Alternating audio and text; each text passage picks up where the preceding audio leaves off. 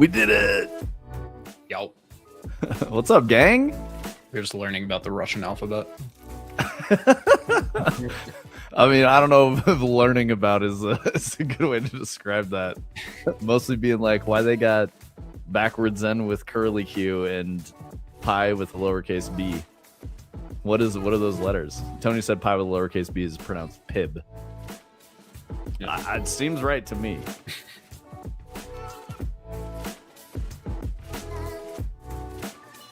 First, second generation first? Yeah, I think that works. If my coworkers speak Russian when they don't want me to understand, do you know what words they're saying? Because I imagine if there's any sukas in there, you're probably in trouble. Like they're talking mad shit. Yo, what's up, Artificial Sky? Out of Russian's very hard to learn, but good luck. All I know is "Niet говоришь по-русски," which means I don't speak Russian. I think it's directly translated as "no speak," or like "no say Russian," "no say of Russian," something like that. I don't know. Ooh, real-time translation API? That's a great idea. Adder got first in 84 seconds. Nice. Missed the... Is that Dawn of War 4 gameplay trailer? Yep. Adder's been on that Warhammer kick lately. Dawn of War 4 trailer, huh? Let's see. Oh, wait, I have new abilities here for things like this. We can go here. I was testing. New World's getting shut down. You can see that there. Oh, rip. Yep. But now I can go here and I can search for Dawn of War 4 and click it, and it's not going to work. Nice. Damn it. Man, you almost had new abilities. Let's see. Maybe we get it now. Nope. Nice. We'll get it fixed. Adder, are your coworkers actually Russian? Because if they're not Russian and you think it's Russian and you ask them if it's Russian, they're going to get very upset. I know this from experience.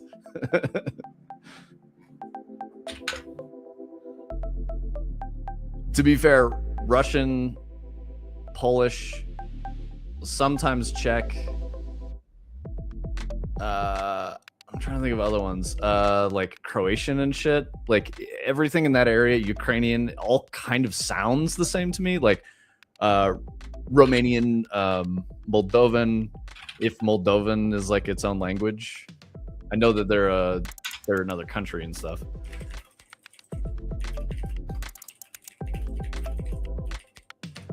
I'm looking at what language they speak. Romanian in Moldova. So yeah, Romanian sounds very Russian too, but it is not. I've been assured. It's Russian though. They speak a range of Eastern European languages. Yeah, they're really similar. Like if you know how to speak one of them, you can kind of get by in the other languages. One of the co-founders is Russian Cuban, the other is Moldovan, but speaks Russian. Okay, cool. Yeah, they speak Russian, and like everyone. The Soviet Union tried to like force Russian on everybody when they were in power. Absolutely, yep. And they did force Russian on everybody for sure. Yep. That was how I learned. I met someone from Moldova, asked if they were Russian, and they lost their fucking shit. They came unglued, screaming at me. Russian with the Cuban Spanish accent is really interesting to hear. I bet, dude. That sounds crazy. I have definitely heard that before, because there's a subset of people, especially like Cuban and Venezuelan, stuff like that, strong ties to Russia. Not a political statement. No, it's just like historically, it's like a thing. Like you hear people that have like that very specific mixture. So yeah.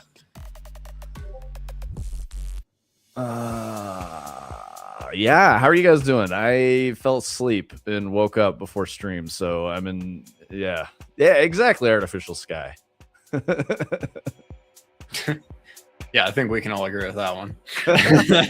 as Americans, yes. I don't know what I was gonna say. Yeah, I fell asleep, so I'm like not with it, guys. I'm chugging this Red Bull to catch up so I can wake up again and be here. I didn't mean to fall asleep; it just happened. Naps always fuck me up. I don't know how you guys feel about them, but they They cause me problems. Tony and I agree. Nap, you got to fight the nap. It just fucking ruins shit. I literally woke my wife up last night at like 10, and I was like, "Why are you taking a nap at 10 p.m. right now?" And she's like, "I was tired." I'm like, "Go to bed." And then, of course, she wakes back up for like 2 hours before she goes to bed. You could just go to bed and be a normal person with a better sleep schedule. Yep. I don't understand naps. Like it always ruins my shit. Story that co-founder spending early life in Soviet Moscow in the 80s and 90s and moving to Cuba. That's got to be a wild set of experiences. Generic fantasy dialect common. Yeah, I got you. I see what you're going for. Moving to the U.S. as an adult. Yeah. Came to the land of plenty and opportunity. The American dream, bro. Yeah, Adder, if they're saying suka, that's trouble. If they say bliat, that's probably not that bad. That just means, fuck. So, bliat. You're good. All right, let's try this again.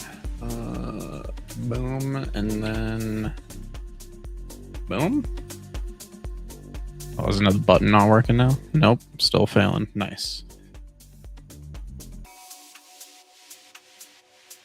Yeah, absolutely, Adder. I know people who've, had to do shit like that too.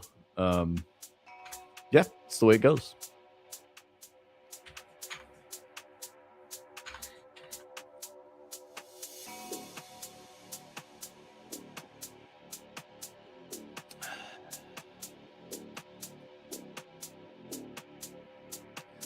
Turning Cog, do you know Russian?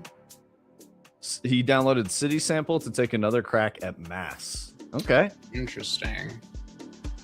Dude, I was pretty impressed by what you were showing on your stream yesterday. I was like fried from our stream, so I didn't stick around, unfortunately, but I thought it looked really awesome. I know you were saying it's probably mostly just an asset pack, but what you were doing with it looked really good. Yeah, it's good stuff, dude. And I've been, the roads especially, I immediately was like, how did you or they do that? Because I've been really fighting with them and the thing I was trying to do. All right, turn on streamer So are mode. you going to try to build a bunch of NPCs in the thing that you were showing then? Is that what you're going to do with Mass? Bro's over here remaking Red Dead Redemption or some shit. He's making Mafia. Oh, okay, Mafia. Similar. Okay, I think we might have got it this time. Let's see. Boom. Oh, did we got it? Yes, let's go. I've been trying to make some upgrades to our system today. So theoretically, when it's working, I have the ability to just like hot search a game on Steam and click on it, and it just appears there instantly. That's awesome. I used to have to like find the game on Steam, copy the URL, put it into this form, wait for it to process, set it live. I just streamlined it a lot. So hell yeah, dude. Oh, I love green skins. Look at them go. Oh, they're fighting each other. this game looks sick. I like the floaty skull. Those things are sweet. All green Terminators. What's this? Oh, we got more green things? This dude's touching a door?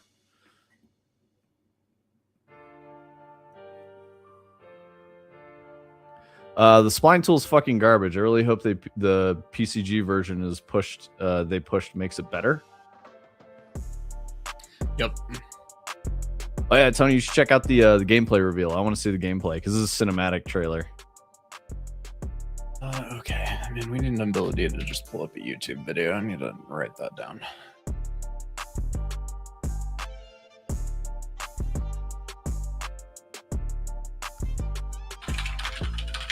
Oh shit, Space Marines, they're going in.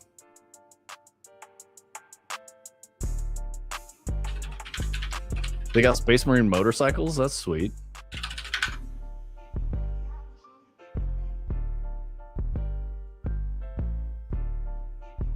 Oh shit, he's pondering the green orb.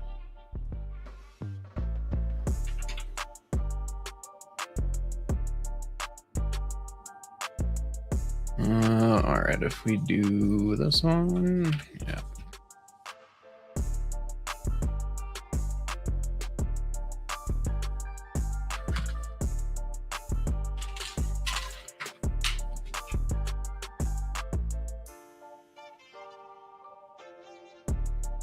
Cronus burns again. Okay.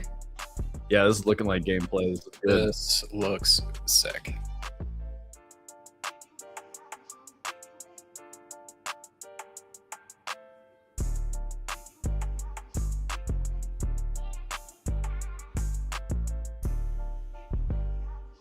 Very cool. I'll have to play this.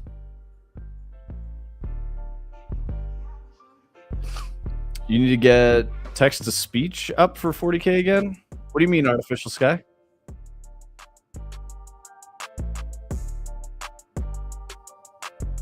Yeah, this looks good at her. I didn't play any of the Dawn of War games, but many people have told me that they're incredibly good. So, Oh, and some of the more recent ones were not 40K, right? yeah. I Like, tend to be a little more interested in the 40K side. So. yeah, Total War is fantasy up until that announcement they did for 40K. It's the first 40K Total War. And Total War is different. It's very different from Dawn of War. Yep. Dawn Are of they War, making another Total War 2? Yeah, I keep getting confused by this, but yeah, they're making Total War 40K. okay. But Total War Warhammer 3's out. It's been out for a little bit. And that's Warhammer Fantasy. So the way that works is it's like in the classical age of Warhammer, and 40K is that the wars have just never ended, and some of the factions have been wiped out, and you have new factions that came up, but now it's like the same war, but in space. Oh yeah, and then there's Total War 40K here. Also coming soon. That's confusing. Yeah. Super cool that the studio got picked up through their Kickstarter by Games Workshop. Oh yeah, that's awesome, dude. I didn't even know. Oh, so this one is more like Rome Total War, right? Where it's like Total War is like you're more doing like the battles themselves Yes. as opposed to like the big RTS part. No. Total War does both of those things. Okay. This is more like StarCraft, but you don't build new units. You get like a fixed amount for the scenario, and then you have to like strategically use them to get through the scenario. And then Dawn of War is more like a normal RTS, quote unquote. Dawn of War, yeah, Dawn of War is more like what I was saying, like more like StarCraft. Okay. Yeah. More like Supreme Commander, or like not quite. No, you don't build extra units. That's the weirdest part. You get like dropped into a scenario, and then you have like predetermined checkpoints where you can get reinforcements and stuff. So you've got like a fixed amount of units that you have to complete the scenario with. And Adder's saying this is more like a chunky StarCraft with a PvE focus compared to Total War diplomacy gameplay. Exactly. This is Rome Total War with a 40K skin. Okay. Yeah. And I haven't really played those games, but I had a friend who was like obsessed with Rome Total War in high school. I remember watching him play it a lot. they're really good. Total War is great. I like it a lot. It's just, it's a lot to play it, and it feels really bad when you fuck a scenario up and like you lose an army. So it's pretty slow paced. You gotta like think very carefully before you make decisions. Interesting. Seems pull games up on the fly now. Look at that. Oh, Dawn of War 4 is bringing back base building? Sick, dude. That's very cool. Yeah, Dawn of War 3 is the one that I remember. Scenario without base building. Artificial Sky, you mean just like 40K the tabletop? Artificial Sky plays 40K. He's got minis and shit. He sent me his painted minis before. So like compare these to like Command and Conquer for me, because that's like the most straightforward RTS that I understand. It's like Tiberian Sun Red Alert. Like, so you would start a game without like building a barracks that you can make units out of. You just start with like 6 Space Marines, and then you got to move your Space them, Marines. or in just Total War? That's Dawn of War. Dawn of War. Okay. Total War has like a Civ overworld where you've got like cities and you build like large armies and recruit units. And then when there's a fight, you go in and like control things. Okay. Yeah, you can like auto resolve shit if your numbers are high enough. So if you've got like 3 armies that can fight 1 army, you can be like auto resolve because your guys are gonna survive. You just have sheer numbers that are gonna win. So it just like rolls it. You lose like a little bit of health on all the guys, but you'll like totally wipe out the enemy. If it's like a 50-50 chance to win, you want to fight that because then you'll come out better. If you auto resolve, you're likely to just take a loss. Header says Dawn of War 4 will be both base building, StarCraft style RTS, and PvE scenario stuff. Okay. That's really cool. Yeah, that's cool. That was the thing that always like kind of took me out of Dawn of War was I was like, I want more units though. You know, so I'm different now. I could probably enjoy that style as well in scenarios. Yeah, like when I would play Command and Conquer most of my life, like I would just go skirmish because like playing the campaign is what you were saying. It's like they give you like kind of a specific scenario with a set number of units, and you generally like aren't doing what you would do in a skirmish. And I kind of stay away from that stuff generally, but yeah. Yep, absolutely. Slower pace than StarCraft, much more macro. Yeah. Okay. Cool. Yep. Yeah, I like that. I don't like that StarCraft when you play skirmishes is basically like maximizing your APM and build order and like, you know, all of that is more important than like fighting. And I like looking at the little dudes shoot at each other. Yep. So I'm bad at RTS in that regard because I'm not like changing my camera view every, 3 times a second to click on different things and issue commands. I like watching the fights. Yep. Yeah, exactly, Adder. I recognize that means that I'm not good at RTS, but I'm not trying to say that I am. I'm just like, yeah, I don't like playing it that way. No, because like to your point, like, we always said it was kind of like the adult train set a little bit. It's like, yeah, exactly. Enjoy it. Like, I don't know. It's cool. I had a coworker in COD that did esports StarCraft 2, and I never knew what was going on when watching. I can kind of like understand it. I've watched a bit of RTS like competition, but I have no desire to play that way. We need Boom in here, the pro StarCraft player. Yeah, Boom's played competitive StarCraft. There are no Votan, I will be disappointed.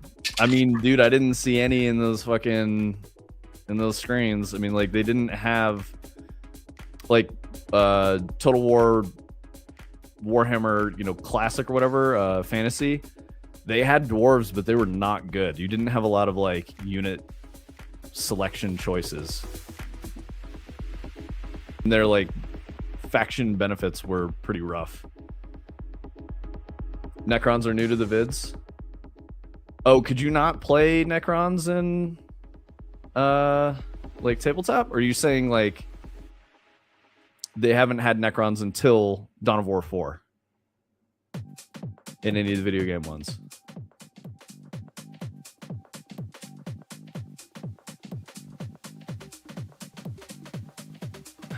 Votan and Tau are not in launch roster for Dawn of War 4. It doesn't. Don't the old Dawn of War games have like $500 worth of DLC or something? Yeah, like Dawn of War 3. Total War or something. Yeah. Yeah, it's Total War 3. That one's got crazy amounts of DLC. Yeah. It was Works and Space Marines in the teaser vids. Did they ever make the FPS one that was like Vermintide good? But like the 40k version? Can't remember what it's called right now. I don't like that one. It's a hero shooter thing to me, but like it was not fun when it came out, and I really tried to play it, but like it had a lot of crashing problems and stuff, and just like it wasn't that interesting. Dude, I like orcs, man. Green skins are amazing. Yeah, I hear good things about Vermintide, but they made the 40k Vermintide, but it's called Darktide. That's it. Did that ever end up being good? This guy. I think you're like locked into 4 heroes or something like that, which is not what I want to play. Dude, it says Darktide is good now. Okay, interesting. Yeah, it's just pretty bland when I played it the first time. Yeah, it says there's 6 characters to pick from. I mean, it's still, that's not enough. And in an IP with so much variety, that's crazy.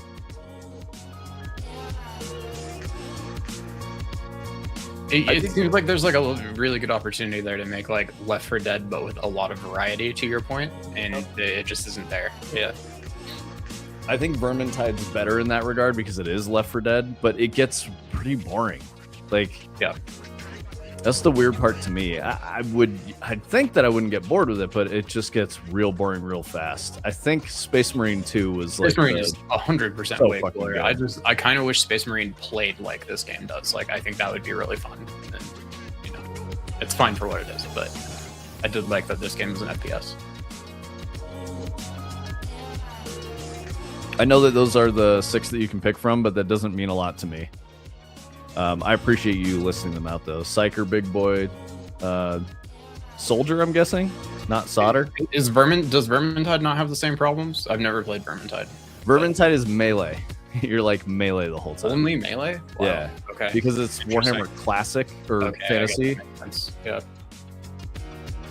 Well, sorry, I said it's only melee, but you can definitely play like the Bright Mage like or something like that. Yeah, you can like throw fireballs. Presumably, there's probably an archer. I don't know. Kinda. He's not very good. Yeah. It never has shooted. Yeah, the autocorrect has like gotten notably worse in the last couple of years. Yeah, you would think with AI they might be able to like improve things like that, but it just gets worse. Tony, I don't know if the chat overlay is getting covered by your cam or not. It might just not be updating. Let me see. Yeah, I got you, Artificial Sky. Dude, I don't know. It corrects words all the time when I type them to stuff that makes me sound stupid and like makes it look like I don't know how to spell.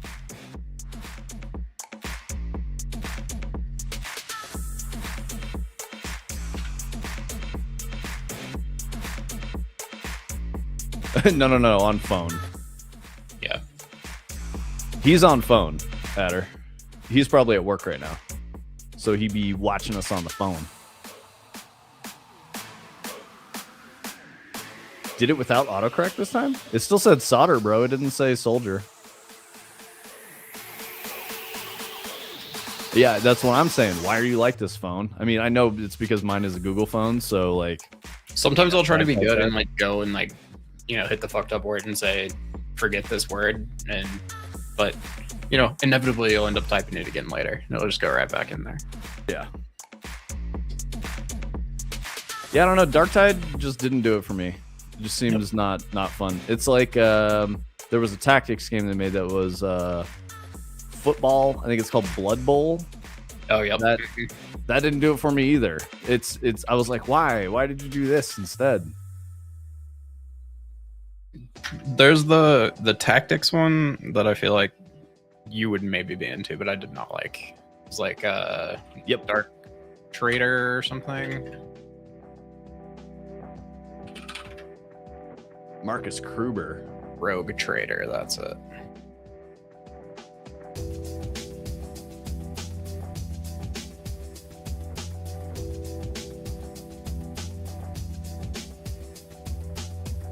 Oh, I got you.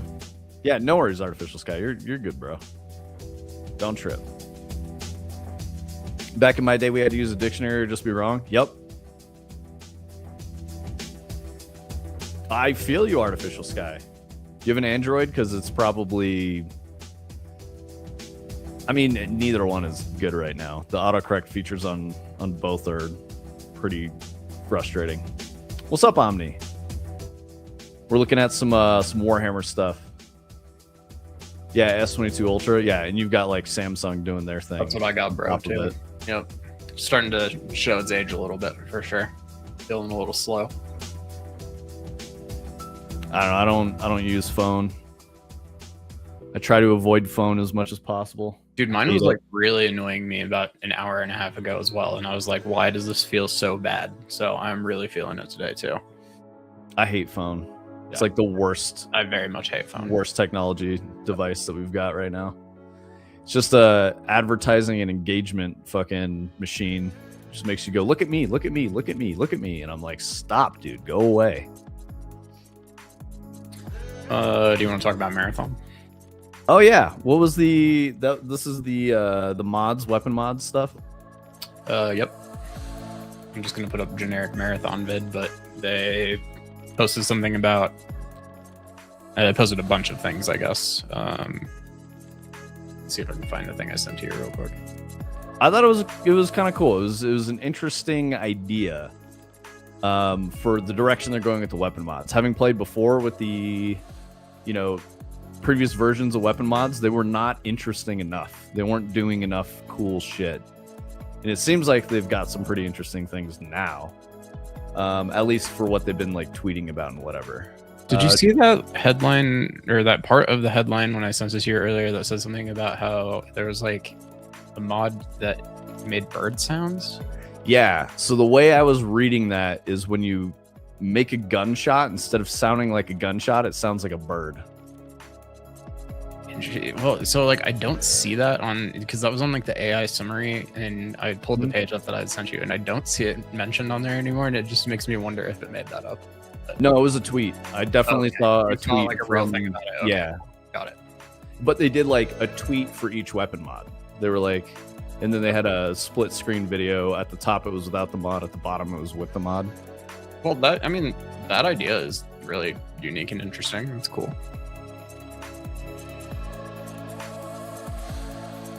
I think.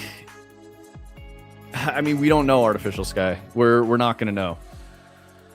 It's possible that Bungie fixed it. It's also possible that they didn't. So I don't know. We're just gonna have to wait and see.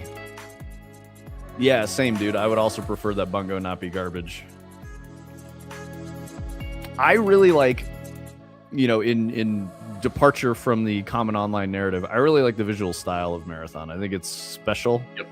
And I don't mean like it looks like nothing else necessarily. It's got like its own feel and its own vibes to it, which I really appreciate.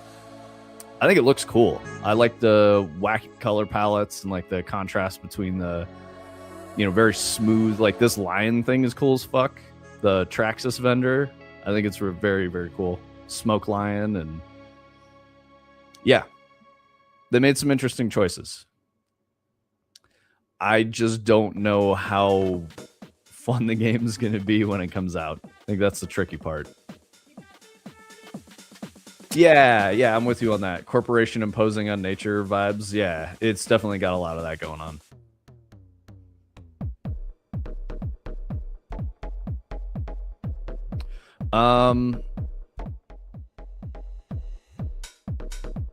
I don't know what they've talked about. I'll just read the summary here. It says, back up here, they revealed runner shells in a developer video, customizable archetypes with distinct stats, passives, and silhouettes for the extraction shooter Marathon.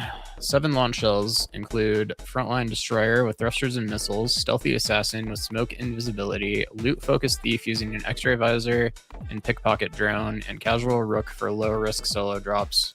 Players scavenge cores, implants, and weapon mods like the Torch Bug for burning explosions to craft deep builds, blending survival against rivals and AI in persistent zones. I will say that Rook was a really good idea. I got to, play a little bit with Rook, and that was smart. It's kind of like Tarkov's Scav, if that makes sense. The visuals look a lot better. Kit, right? Yeah, or Arc Raider's free kit. Yeah. But yeah, I would say it's closer to Tarkov's Scav than Arc Raider's free kit. Because Arc Raider's free kit, you're still playing your guy, but when you play Rook, like you have a different skill set. Like you have a completely different like loadout. Okay, yeah, that's a good point. The visuals are definitely improved. Yes, Adder. They cleaned up a lot of stuff, and it just looks better. Voice comms were in last time I played. Yeah. Yep. Prox chat was there. For what it's worth, nobody ever used it. So hopefully that changes at launch. you know, especially with Arc Raiders. I think Marathon actually has more potential because of Arc Raiders. People are like into the genre now. No, big time.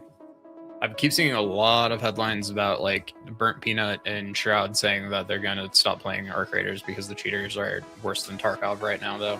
So they gotta get that shit figured out, because that same thing is gonna happen to Marathon if it gets popular. Immediately, they're going to have a very bad cheating problem. I have a feeling. Also, since you guys are at her, you're saying the lighting director woke up, thankfully. Joe Cross is no longer the art director there. Yep. After his scandal, he was gone. He left. And there was like a Twitter rumor because he updated his like Twitter profile, and then he responded to it and was like, yeah, I'm no longer there. You know, it's in someone else's hands. It's in really good hands. I loved my time there, blah, blah, blah. I had to step away. And I'm like, I don't know that you had to step away so much as you had some very massive PR problems that you were directly responsible for. And because of that, they might have let him go, which is a shame because Joe Cross is like highly fucking skilled. Like, it's crazy, you guys. Joe Cross did concept art for fucking Alien. Like, the dude is prolific. He's done a lot of very good work. I mean, this whole like Whisper thing, the shape of this gun was a concept that Joe Cross did. So he's good at what he does. I don't know how he got to a position where they stole a bunch of art from Anti-Real. Like, that's crazy to me that slipped. Oh, you've worked around. Yeah, that makes sense. Yeah, I could, dude. Some of the people there were really weird. Some people were like, if you guys have heard me talk about how making games should be serious, but it's also making games, so it should be fun. Some people were very, very, very serious about everything they did. Here's an example I can give you guys. When I first started there, I was talking to a combatants designer about the Fogoth strike, because he made Fogoth the combatant, which is like a big ogre in Destiny, and he has this like bulbous mass, you know, kind of in his neck and chest. And I was, you know, jokingly referring to it as a goiter. And I was like, I like that you got to shoot him in the goiter. It's not like just headshots, blah, blah, blah. And the dude like looked at me and he goes, it's his heart.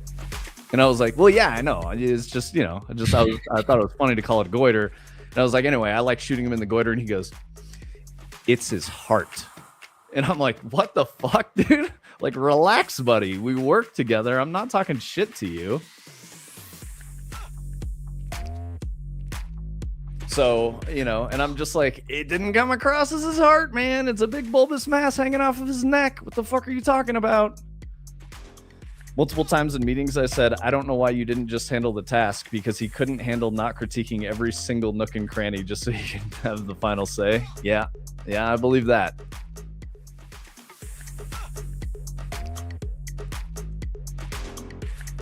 I definitely believe that. Surprised they didn't shell game him. They can't, dude. They got Sony oversight right now. Sony's not going to let any bullshit fly. Shoot him in the giblets. Yeah, exactly. But I mean, so the example I'm giving here, the funny thing about that is that guy ended up becoming the director. If you guys remember the story I told about Zero Hour. When I made 0 Hour and there was that playtest and the director was like, this is garbage. Like, this is such a shitty mission. Why are we making this? Like, it should be deleted, blah, blah, blah. It was the same guy. And I think he knew it was me making it. And he remembered that Fogoth moment and was like, I'm just going to shit all over this. The best part was that in that meeting, like this is one of the reasons I love Lars Bakken so much. Like, Lars is such a good dude. That when that dude said that, his name's Dell. When Dell said that, he goes, dude, the designer's in the room. He's right there. And Dell goes, I don't give a fuck. This is garbage. And like threw his controller down because he couldn't get through the fans puzzle. And I was like, I don't give a fuck, dude. Obviously, you don't get it.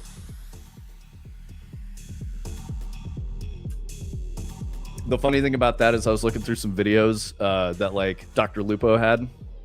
And he has one of his highest videos was like a marathon interview. And the guy that he was talking to about marathon was Dell. And I'm like, oh, it's Dell. He's still there. He's still like causing problems. And he was in like a design direction, you know, like director position. I'm just like, yep, that makes sense. Not surprised Dell would be out there. Yeah, of course the community loved it. They loved the fan section. Everyone had a great time in there. It wasn't for Dell. Like, I knew Dell didn't play the fucking game. I knew it wasn't for him. So that's why, Lars was like apologetic. He's like, dude, I'm so sorry. Like, that's crazy. I'll talk to him if you want. I was like, I don't give a fuck. And he goes, really? I was like, yeah, I don't care, dude. It's not for him.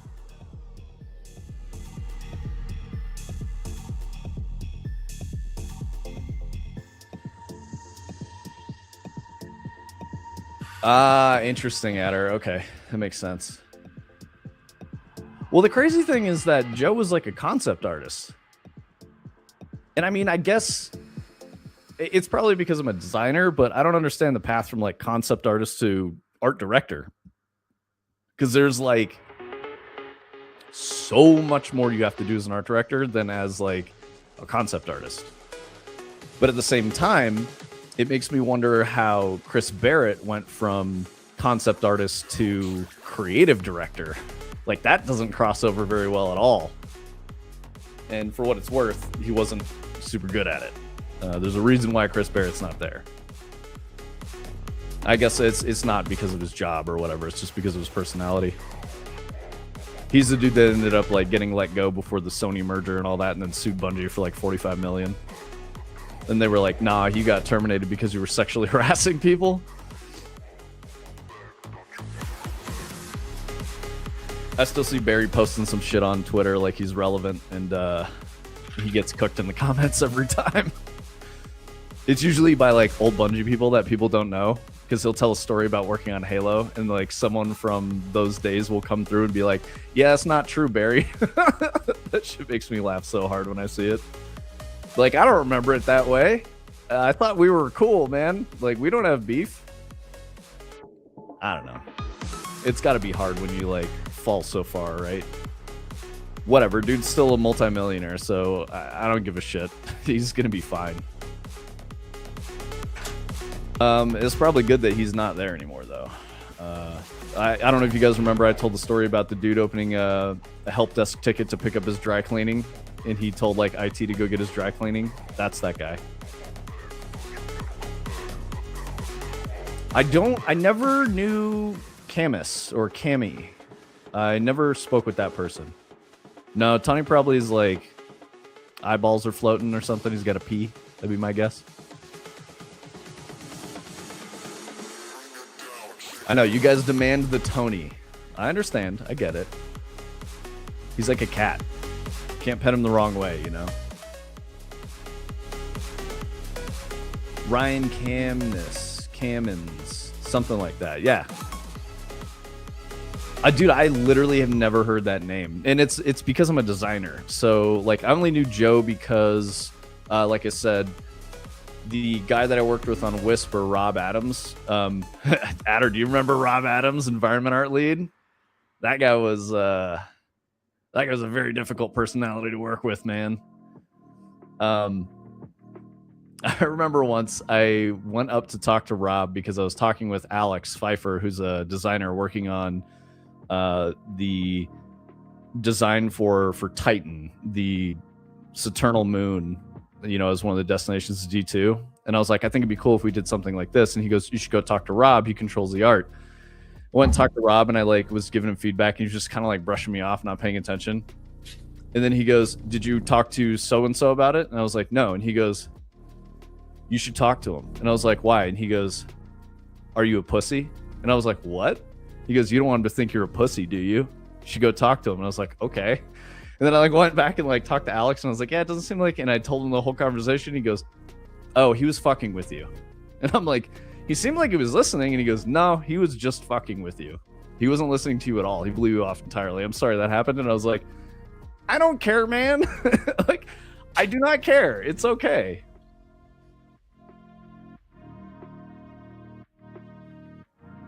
Yeah, Rob was the guy that I did Whisper with. He was the guy that was like, you know, this is my chance. I'm gonna get important and big again. And yeah, I worked with him, and you know, We did the Whisper, back channeled a bunch of favors and shit. It was good. I mean, probably not good politically, but whatever. I don't give a fuck. I wasn't there to play political games. I was there to make a good game. My bad. The environment leads at High Moon were also assholes. I imagine, like, I don't know if it's because of working with the Bungie art leads, but I could imagine that those dudes were like losing their fucking minds trying to work with the Bungie art leads. It was really nice being on the Bungie side because we had like full control of everything and we could just be dicks all the time and it didn't matter, you know? You could just dig your heels in and be like, no, not doing that. And the whole production team would have your back. They would be like, nope. And then they would go like yell at High Moon. Just like be like, you guys got to fix this. This is not meeting our quality standards. And be like, yeah, that was dope. We're just flexing. Everyone was just always in a bad mood. Yeah, dude. I think they just didn't enjoy their jobs and took it out on the rest of the team. Bro, that was a major problem at Bungie. I think there was like half of the people that were too serious. They had too much like emotion wrapped up in the job. I don't know what the fuck it was. But half the people were like that, and then half the people were like, I just love this thing and I want to make cool stuff. And those were the great people to work with. The other people that took themselves very seriously were always like politically maneuvering and trying to like get in someone's good graces to get into certain cabals and all kinds of weird, stupid bullshit that I just didn't care about at all. What's up, Sushi Fu? Big surprise. I'm talking about Bungie again because we were talking about Marathon, but Adder and I were trading war stories. Yeah, dude, I know. I will say that a big part of the morale being low at High Moon wasn't necessarily y'all's fault. It really wasn't. It was, you guys tried really, really hard to make cool shit in Destiny, and you know, we didn't make it easy for you guys to do cool shit. Like, we really didn't. Like, the whole fucking tornado whirlwind thing on was it Nessus? I'm trying to remember where it was. Just remember it being like a dusty brown place with like the cradle of the traveler, and it wasn't Mars. It might have been Mars. Anyway, I just remember that it was such a neat feature, but to be fair, it was developed in a vacuum, and they were trying to be like, gotcha, check out how cool this is. You can't cut it. And then it didn't work right in certain ways. So they just used that as like, doesn't meet quality bar, cut the whole feature. And it could have been really cool if it got developed further. Big explosion beam. It was definitely made in a vacuum. Yeah, you remember the tornado I'm talking about. Was that HMS or was that VV? That might have been VV.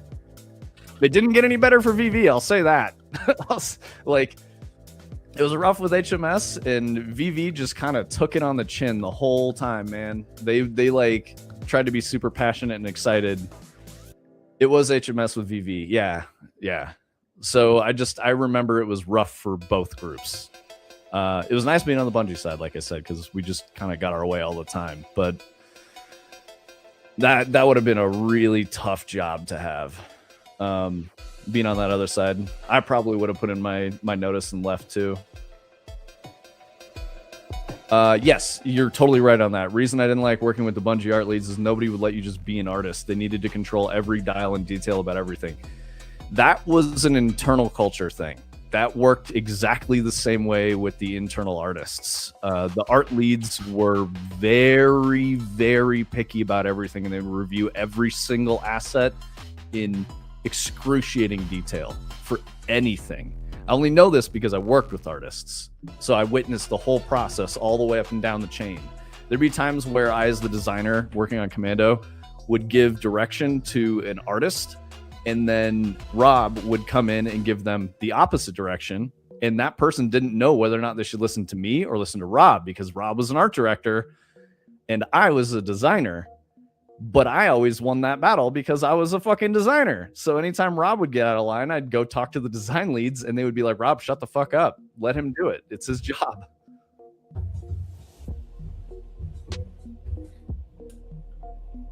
When they cut the DLC, we just turned around and made the shader update that started D2 and then bounced. Yeah. It was cool. It's so hard to describe, like, what it was like to work on that, because it was very, very, very fucking cool at times. I was just like, man, this is the coolest shit ever. And then like an hour later, someone would just come in and shit all over your good mood and just ruin everything. And that person would usually not be making cool stuff. They were just like the no police. And they'd be like, here's why you can't do this. And it was every discipline. It wasn't just like a producer who was controlling, you know, timetable and schedule and resources and all that, which would make a lot more sense. You know, I mean, you guys already know the Yannick portal thing, right? Like that came out of left field with VFX. The whole VFX team was just like, no, you can't do that because it's too Yannick. And I was like, what the fuck are you talking about? They're like, we determined that this like looks like anatomy. And I was like, what? Why are you guys so weird? It's a like rip in space time. This is not an anatomical feature. So yeah, I told production, and production was like, nope. Oh, Tony's needing a snack. Guys, I get him. I get to see the camera. I get to watch him eat. He's laughing really hard, but he's on mute. No, it's good. It's good to not eat on cam, Tony. That's good, because then you'll get fucking memed. People take screenshots of you. They'll, you know, yeah, it's not a good idea. Yeah, you know what I'm talking about, turning cog. You were the one that brought up Yannick, because I was like, wait, that's the word they use, and I didn't know what it meant. I knew phallic, obviously, but I didn't know that there was like another turn of phrase for it, and I was just like, what the fuck are you guys talking about? It's in your list of approved assets. That's why I used it. And they were like, no, we got to make a brand new thing. And I was like, well, if you want to make a brand new thing, you can, but you got to do it now. They were like, no, we're going to do this in like 6 months to a year. And I was like, nope, production fix this. And they were like, done.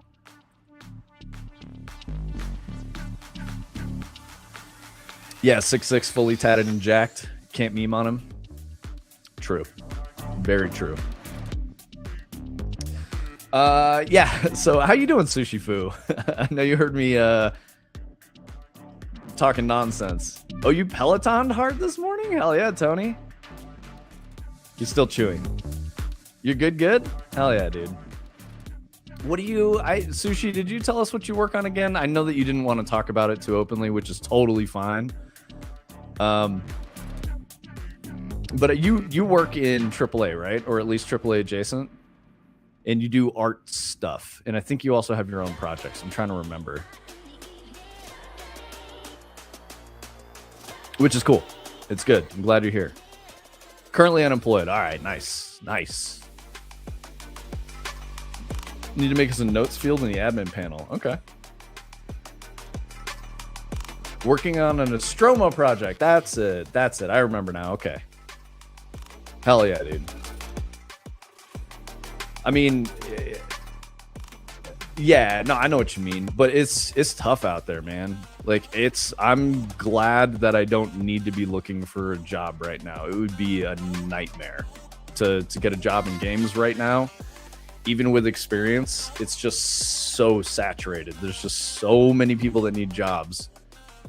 So I'd just be stressing myself out with interviews, probably doing like 10 a week or some shit. It's not where I'm trying to be. I like doing this. I like hanging out with you guys and working on our own shit. Yeah, I feel you. You know, technically I'm employed too. I just don't make money from my employment. So that's how it goes. Fucking link the art station, Sushi. This man needs to see how fucking good the Nostromo project looks. Actually, that's true. I do. It is looking pretty good from what I've seen. He definitely has shared it in the Discord. I've probably looked at it and then forgotten it. I'm so sorry, man. I'm terrible at that. I have a paid gig to make the Narcissus as a virtual set for a fan film 2D animation project. Working on potentially making visual or virtual assets for the next Del Toro film. Let's go, Sushi. Dude, I hope that works out for you. That'd be fucking sick. My fiance is going through it. Not ideal timing. We've been saving a bunch to give us a year parachute just in case. That's a really good idea, Adder. And that's something that you guys should also think about. I know when you get that like new job and you got that job in the games industry and you're like, oh man, I got a paycheck. It's dope. Save your fucking money. Save up at least a year of the salary that you've got so that you can exist without another job, maintain your current lifestyle. Yeah, post in the Discord, guys. That's sorry, we don't do links. You're in the Discord, right, Sushi? Thought you were in there. It's already in Discord. Did you do it under self promo? Oh yeah. Oh no, this was you talking about your stream. I'm sorry, bro. I feel like I remember seeing it in here somewhere. Showcase your work. Oh yeah. I got it. I got it. But I'll okay, share this link in the chat for him. Yeah, dude. Thank you. I just made a YouTube video displayer, and you make a Vimeo link. Come on, man. No, it is good, man. Tony and I definitely talked about this. It is looking great, man. Really good work. I think I can get it up here. Let's see. Yeah, do you mind if we show it on stream, Sushi? I assume you don't. Everybody, this is Sushi Foo's original work. This is not us. And this is Nostromo? Yeah. Nostromo's Medical Bay from the first Alien film. Everything made from scratch. That means he beat the eggs and mixed the flour himself. And rendered in Unreal, I believe, from what he told me. Yeah. Good stuff, man. I was asking him about it. He said he uses Maya, I'm pretty sure, for the modeling. Sweet. Yeah, Maya's still good. I mean, whatever tool you're most comfortable with, I feel like is totally valid, especially if you're making shit that looks like this. That's true. That is true. All that matters is what it looks like at the end of the day. Tools be damned. Maya, Substance Suite, Marvelous, ZBrush, and Unreal. There you go. Nice. Oh, Omni likes it. You've changed his life, dude. Omni's a new man. Ooh, we got bottled pills.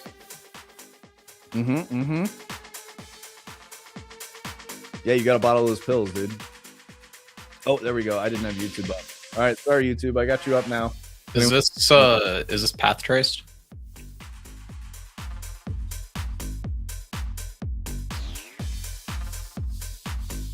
Lumen. Okay, nice. Is it ray traced with Lumen? I get a little blurry on like what everything specifically means when you just say Lumen, but it looks really good. So is this like real time? This isn't even pre-rendered? Hardware ray tracing. Okay, nice. Yep. It looks really good for Lumen too. Like I almost don't see any jitter anywhere. So you got no the visual stability. noise. Yeah, you got the stability really good. The render is pre-rendered, but I have a playable build. Okay, nice. Omni It likes doesn't your look like obviously rendered or anything either. It looks really good. So Omni likes your cinematic framing, dude. yeah, that's awesome. Good shit, bro. I hope you get the Del Toro gig. That'd be really cool to work on one of his things. Absolutely. I imagine you get told a lot about what to do instead of like being super free, because like that dude's got vision, you know. But who knows? I've never worked with him, so he could be super chill and cool and like very willing to let artists, you know, be artists, like Adder was saying. Me too. I've been working with their stop motion studio already, just trying to pitch new ideas and save them all some time. Good shit, man. The dude that brought me in worked on Pinocchio with him. Hell yeah, dude. Yeah. Vince and I were really geeking out about the Alien Autopsy short that he had in his Netflix series, The Cabinet of Curiosities. That is so good. So good. Yeah. Yeah, I liked Cabinet of Curiosities, but the one that made me have to like stop because I was like falling asleep to it was the painter one, where like the Yep. There's like a professor that has these like horrible demonic paintings, and like the one guy is the only person who can see them for what they are, and everyone else thinks they're like high art and gorgeous. That one fucked me up. I was like, I can't watch this. Like, really weird and creepy too. Yeah, and people are like, eating really each other, and yeah. It's fucked up. Yep. No, that was really horrible imagery. Pretty good though. Almost every single episode was pretty solid. So, but yeah, if you're just gonna go watch one, the Alien Autopsy one is by far the best. And it is like Secret of the Stars or something like that, or is it just? No, I think it's called Alien Autopsy. We looked it up. Yeah. Episodes. I think it's number 3. Something like that. Yeah, definitely. Graveyard Rats is really cool if you're into. Yeah, it's just called The Autopsy. Sheriff investigates a dead body in the woods with help of a medical examiner. Yep. So that's episode 3. Really good. Graveyard Rats I liked. Very, very Lovecraftian, which was really cool. Lot 36 was okay. Kind of like traditional spooky demon stuff. There's a little bit of Lovecraft in that.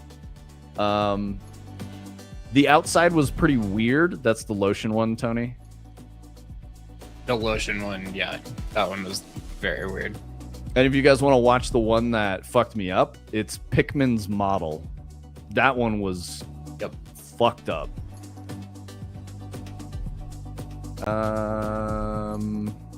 I think I fell asleep during Dreams in the Witch House. Yeah. The viewing was interesting too. I don't know. I was falling asleep during that in the Murmur. So yeah, I gotta watch the last 3 again.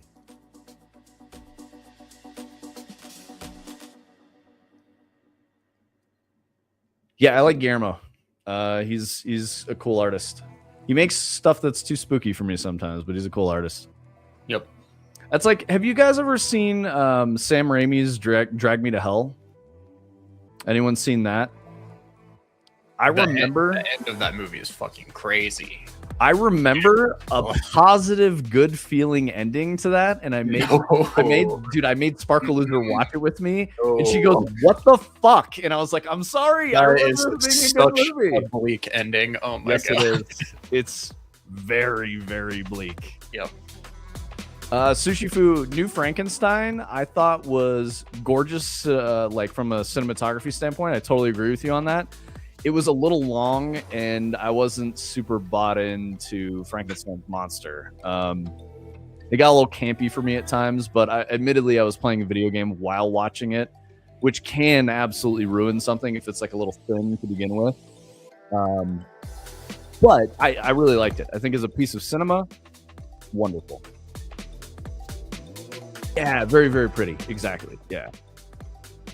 Sushi Fu, have you seen Nosferatu? I also watched Bram Stoker's Dracula again the other day, guys, and that is very 90s. I forgot how 90s it was. It's got fucking Keanu Reeves and Winona Ryder in it, and Gary Oldman is he's carrying the entire movie, like on his back, dragging everyone through it and making it wonderful. But yeah, it's super 90s. Who's Eggers? I don't know enough about. I think he's the director of Nosferatu. Ah, okay, nice. I thought Nosferatu was so good. I was gonna say it was immaculate, but the only problems I had were the Germans speaking with British accents and the male lead. What was his name again? It's like Christopher Holt or something. Oh, yep, same dude we were talking about yesterday. What were you talking about that he was in? It was something else. Fuck,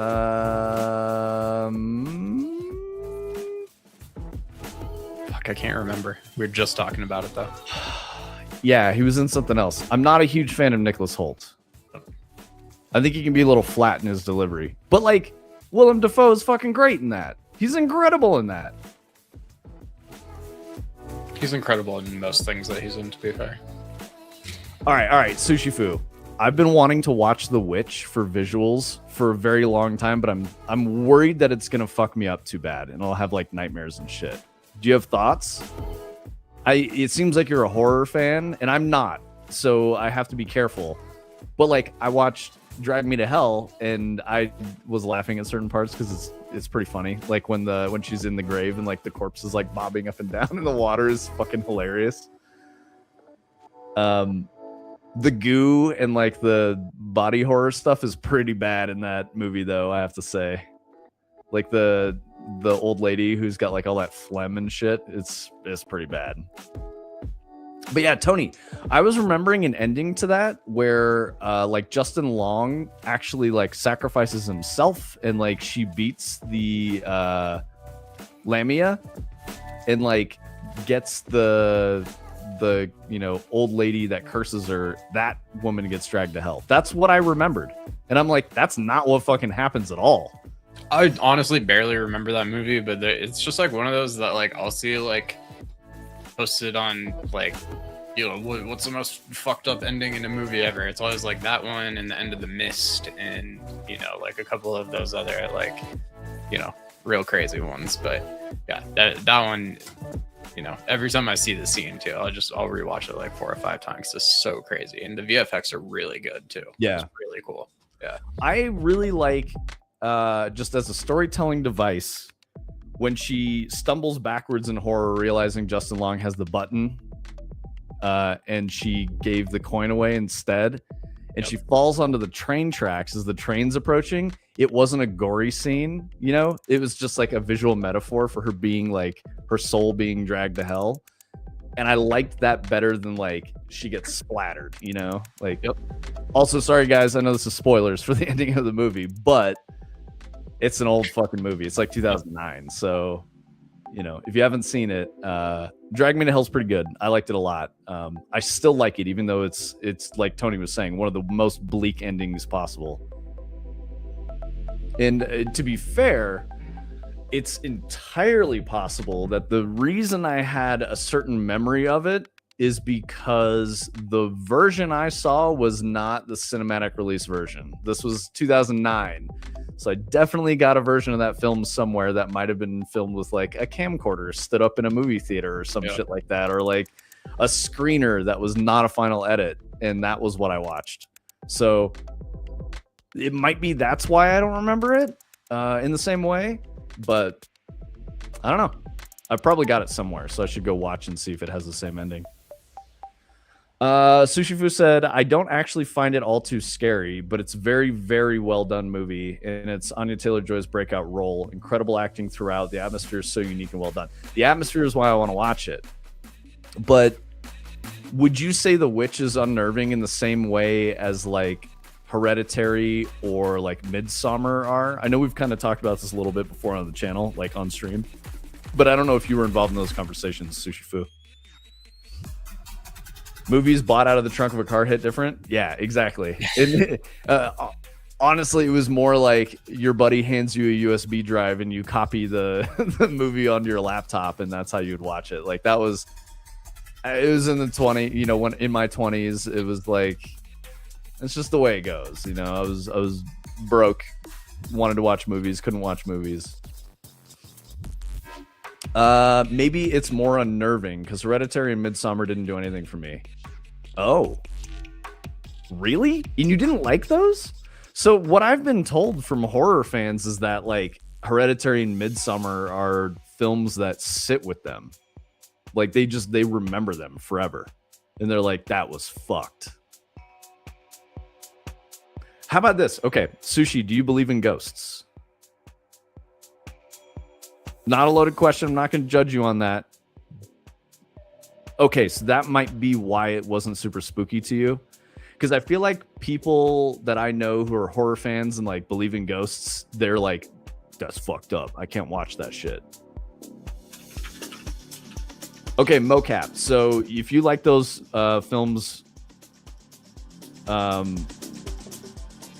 do you feel?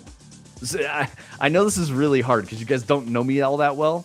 I really want to watch The Witch, but I'm nervous that it's going to like give me nightmares for weeks, you know, and be something that I will.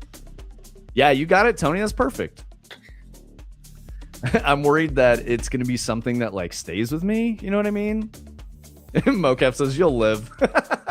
I know it's just a story, right? But I don't know, dude. I think about stories in a very weird way. I really want to watch The Witch. Maybe that's what I'll do. I'll watch The Witch. I'll suck it up and finally watch it.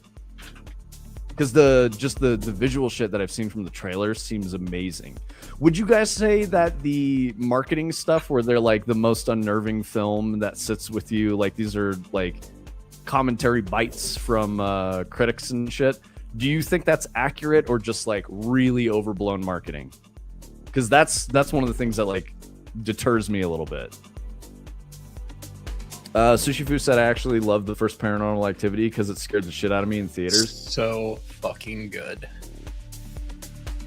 But you don't believe in ghosts, so why would it scare you? It's just really well done, in my opinion. And the quality of the series is just like that over time. Like the second one's okay, and then they just keep getting worse. I'll say this. So I saw the Blair Witch Project before it was like major run. So I saw it at the movie theater down by CU. It wasn't the Fox. It was the other one that was like just a little bit up the hill. You know what I'm talking about, Tony?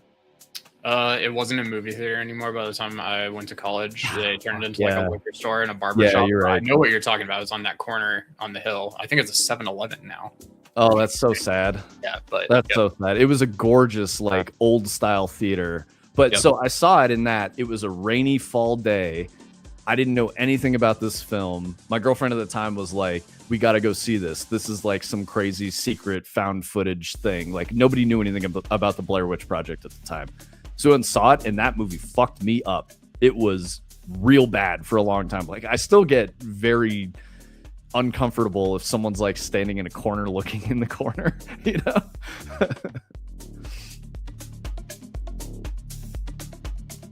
Okay, so it made you think, well, maybe ghosts. All right, I got you. 4 people left the theater when I saw Paranormal Activity. It was wild. I distinctly remember one woman standing up and saying, oh, hell no. I got to see Paranormal Activity as a pre-screen at CU, like one of the first weeks of college, and it scared the fuck out of me, but good movie. Yeah, I'm just okay. So Mocap, it sounds like you're familiar with what I was just describing. You probably had a similar experience where you got to watch it in theaters before it became like this mainstream thing of like this indie cult classic film. You know, it's not real. What if it was real though, guys? And that was just like a government psyop to make us not believe in the Blair Witch. What was movies? The Blair Witch's deal anyway? I literally have never seen that movie, but like, is she just like a malevolent spirit or something? You never see it, but it was kind of like a. What am I thinking of? It's like Russian folklore. You remember The Witcher with the swamp witch? Yeah. The house on chicken legs type thing. So like you go into the forest. Okay. It's just it's like this entity that has existed there for a very long time. These people are shooting like some documentary, and all the townsfolk are like, don't go into those woods. And then they started finding these like little fetishes tied up to trees, like little people-shaped stick things with twine on them and feathers and animal fur and stuff like that. And then just bad shit starts happening to them. And the end of the film is, you know, a person with a camera. They find the like one other person that they can still find, and that person is just rocking like back and forth, standing like facing a corner. And you're like, what the fuck? And then the camera hits the ground and it sounds like that person got like hit in the head. Okay. And you're like, what was that? You're like, what the fuck was that? Because it's all shot on handheld cameras that like, you know, it's not like on film with a very high quality camera and shit like that. No, for sure. Yeah. Kind of like Cloverfield, if that makes sense. Cloverfield is awesome. I liked Cloverfield. Have you watched all the other Cloverfield things? They're not good. Yeah, I watched like one of them and I was like, nah. I've heard people say the one where they're like locked in the basement or whatever. I've heard that one. Cloverfield Lane or whatever. Yeah, I've heard that one's good, but I've never seen it. I like the OG one. I thought it was pretty cool. The OG one is so good. Yeah. It's you need to put on your like I'm gonna go on this ride pants and not be critical of it, because I think it's pretty easy to criticize, but it was just a neat way to tell a story that wasn't super common at the time. Yeah, I remember like people are getting motion sickness in the movie theater. It's like they're soft as fuck. Like Yeah, I did not remember whatsoever. But yeah, no, I thought it was cool. They did a good job, make me like want to know more and look into all the lore and shit. Love a good kaiju movie, of course, but Yup. yeah, no, it's great. That's amazing that you had like if someone got up out of the theater and went, oh hell no, and left, I would like I'd be fine. I'd be like, all right, I'm chilling. Like this isn't even a problem for me anymore. Everyone laughed for a bit. I bet. I bet, dude. I feel like seeing a really scary movie in a theater full of people like is helpful. Yeah, totally. Way less scary than like in your living room by yourself. But in the dark, in your living room with all the house lights off. Yep. And then you're like walking around. Yep. That reminds me. I was having a conversation with anime figurines like months ago, and he was like, "Bro, it's too dark. I can't see anything." And I was like, "It's your own house. How do you not just walk around in your house in the dark, bro? That's like your domain. You know, what if someone breaks in? You got to be able to like know your place in the dark." And he was like, "Oh shit, I've never thought about that." And I was like, "Yeah, dude. What are you gonna do, man? They're in your lair. You need to become one with the darkness in your own house." Yep. I mean, that's your main advantage in that situation, 100%. It's like turn all the lights off and nobody knows their way around except for you. Turning Cog is laughing at this. Don't act like you don't do that, Turning Cog. I feel like you're exactly the type of guy that would just be creeping around in your own house in the full darkness, and your partner's like, "What the fuck are you doing?" And you're like, "I'm learning the space. I gotta keep us safe, babe." Like I don't know if you ever seen the meme that's like somebody breaks into my house, I tell Alexa like, you know, whatever the code word is, and she starts playing BFG Division from Doom 2016 and turns all the lights off. Like that's probably kind of a legitimate tactical decision you can make if you needed to defend your home. Like Yeah, the other thing was there was like a tweet where someone was like, "How the fuck do you people sleep naked? That's degenerate behavior." And someone else was like, "I sleep naked so that I'm prepared. If there's a home invader, they are not gonna fight a naked guy in the dark in his own house." And I was like, "Yeah, dude, that's fucking real as shit." He's like, "I'm ready to ride, dude. Just full naked in my own house. Let's go." Sound quality can make a huge difference too. First scream from downstairs in Paranormal Activity never sounded the same on any setup I've watched it through. In the theater, it was blood curdling. Oh, sick. I remember when we went to see Alien Romulus, I like was a little worried I was getting hearing damage from some of the scenes because we went and saw it at like the Dolby Atmos theater, and you know they're just hyping the realism, but it was so loud. It was really loud. I'm with you on that, dude. And that's not like old man ears. Like, you know, you've gone to a ton of concerts and shit, but I was definitely feeling that too. I was like, this is like, you know, if it's 90 dB is like where you get hearing damage or whatever, or 80, it was like 88. We were probably, you know, nearing 100%. Yeah. And it's, I'm very paranoid about it now because I've done plenty of damage and I'm trying not to do any more. So I, you know, am aware of it when it happens. It sucks, but I think I've told you like the first few times I ever shot a gun, we had 0 ear pro. We were just ripping shots like. And be like, hey, you should 9mm casings, dude. I'm telling you, that's what we would always do. Yeah, I think it doesn't work super well, but it does work better than nothing. So the first bolt action rifle I shot was a 30-06, and I shot that without ear pro. It was very stupid. Definitely hurt my ears. Sex-based terms. Yeah, what are you doing, Turning Cog? He's shaking his butthole, apparently. Don't shake your actual butthole, dude. That's crazy. Oh, and we were talking about The Descent. We can't skip that. That is one of the scariest movies, in my opinion. I've never seen it. I don't know anything about it. Scary. It's like this group of women go spelunking and get trapped in this cave, and there's like stuff in there. Yeah, I don't even want to ruin it for you. You should watch it. It is so scary, though. Oh my gosh.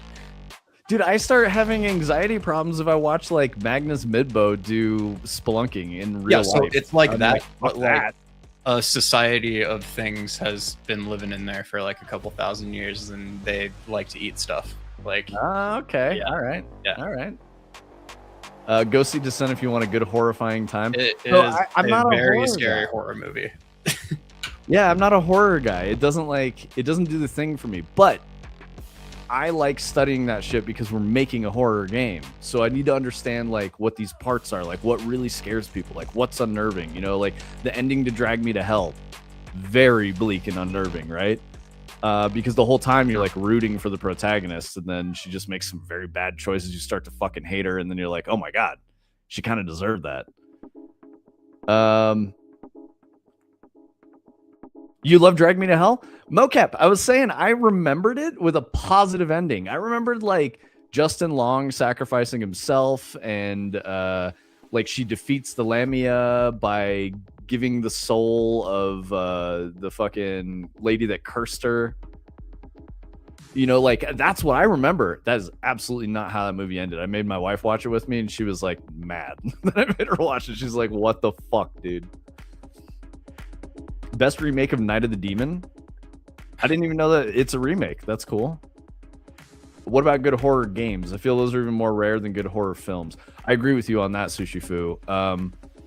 One of the weird things for me is playing a horror game if it has good like action mechanics, and so like Dead Space is what I'm going for here.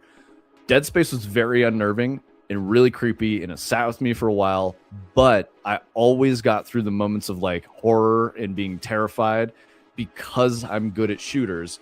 So I would just be like, oh, there's a fucking baby crawling on the ceiling. Boom! And the baby would just get blasted into gibs, you know? And I was like, yeah, I'm not scared of that baby. That was like kind of how I got through it, right? So films are a little different because you don't have that as an audience member. You can't like interact with the horror. You're just experiencing it. And you feel like helpless and trapped. And like, that's a hard part for me. I need a hot take from Vince. Look up Chronos New Dawn.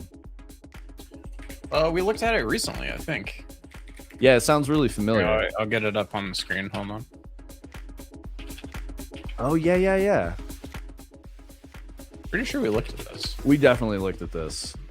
This is the guy with like the spaceman helmet. If you're gonna play video, I can react. Oh, he has a very Ionic helmet, as we've been saying. I was gonna say it's scrotal, but you know. I mean, the front has a big old the front. Yanni on it, bro. Yeah. It is. It got the Yanni, dude. We're talking about the saxophone player. Okay, so I remember not being like super impressed with this. Honestly, I thought it was kind of trying a little too hard, but it has interesting imagery. It's trying to be Dead Space, for sure. Yeah, and Dead Space is just really, really, really good. That other game tried to be Dead Space too and didn't do a good job.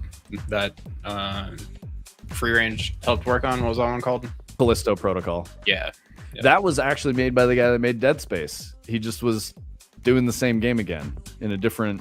Well, but it just universe. like it didn't have like good combat and stuff. I remember hearing, but Yep.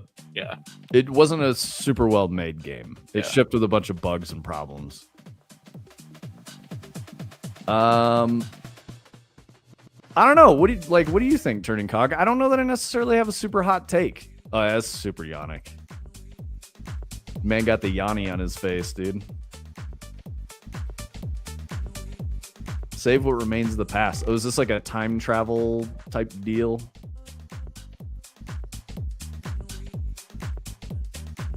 So I always get skeptical when I see shooter combat in any kind of a trailer and the player character's walking backwards shooting. Just see if you guys notice this. Every single time they show the player character fighting something, he starts walking backwards. And that makes me go like, that's not well-designed combat. That's my hot take, I think. Visuals look pretty good. Everything's very dark. Okay, so having just said everything's very dark, that is not what this key art looks like for the this thing. They got this big red flash. I didn't see any of that shit in this trailer we just watched. I didn't see a big red flash or anything like that. Like, there wasn't a lot of high contrast, if that makes sense. Everything's really, really, really dark. and I would say that's maybe a criticism I've got. You couldn't get past the character or the protagonist character's art. Well, okay. I think the protagonist looks cool, but Tony's not even remotely wrong in saying this looks like Dead Space. It does look like a heavily Dead Space inspired game. And that's where I would give it criticism. Even then, I would say Isaac from Dead Space looked very much like a Master Chief, right? Like, it wasn't... It was, I don't know. So this is like 2 steps of being derivative of something else, which is, I think, not great. And then these like meat monsters, I don't know. Meat monster doesn't really scare me much anymore. I think it's kind of overdone. Dead Space was freaking fantastic. It wasn't a like I'm scared feeling, a more of a great atmospheric setting. Story was very good. Totally agree. The story was incredible. Main character looks cool. Not a fan of the monster designs. Generic. Yeah, I agree with that. And what do you not like about the character art, Turning Cog? Like, character looks kind of like a badass. And if I'm critiquing Dead Space, I would say the thing that bothered me is they were like, Isaac is an engineer, and they tried to make all the weapons tools, but they were very clearly weapons, not tools. And so that's where I was like, he's like a space mechanic. Why does he have all this combat skill? Like that's a little weird to me. If you're going to have something with such tight, good feeling combat, and combat is like your main weapon against the horror, make the guy like a military guy a little bit, right? Like if he was like a military engineer, that would have made more sense. But he was just like space station engineer man who was, in a bad situation. Yeah, the ribcage suit area, very cool. Yeah, deep sea look at the helmet. Yeah, I agree. I like this main character model more than Isaac in Dead Space, with some exceptions. I really loved the diegetic UI that they had in Dead Space. That was inspired. Doesn't seem like they did that here either. Yeah, and that was so good. The fact that your health meter is on your spine and it's like LEDs, like that was incredible for Dead Space. Yeah, the UI was so good, dude. And then there's like no pause. When you hit the menu button, it's a float out holographic display in front of Isaac. So like you see what he's seeing from over his shoulder in third person. And like you do that while everything's fucking happening and there's no pause. Brilliant. Such a good design choice. Maybe if I knew more about the tech of the world, I would understand the choices better. Are you talking about Dead Space or are you talking about Chronos, Turning Cog? Because I feel that. I would say the Chronos environment art and setting looks pretty fucking generic to me. I don't understand why these environments look the way they do.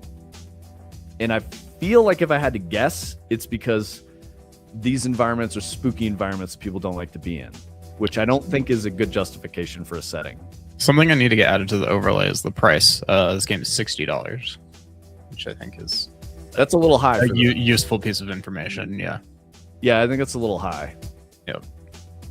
You're talking about Chronos? It's like SCP-610, the game. I don't know my SCP is that specifically enough, but... Oh, okay. Yeah, I'm with you then, Turning Cog. It feels very alien for no reason. Absolutely. Like, why? Why are these things happening?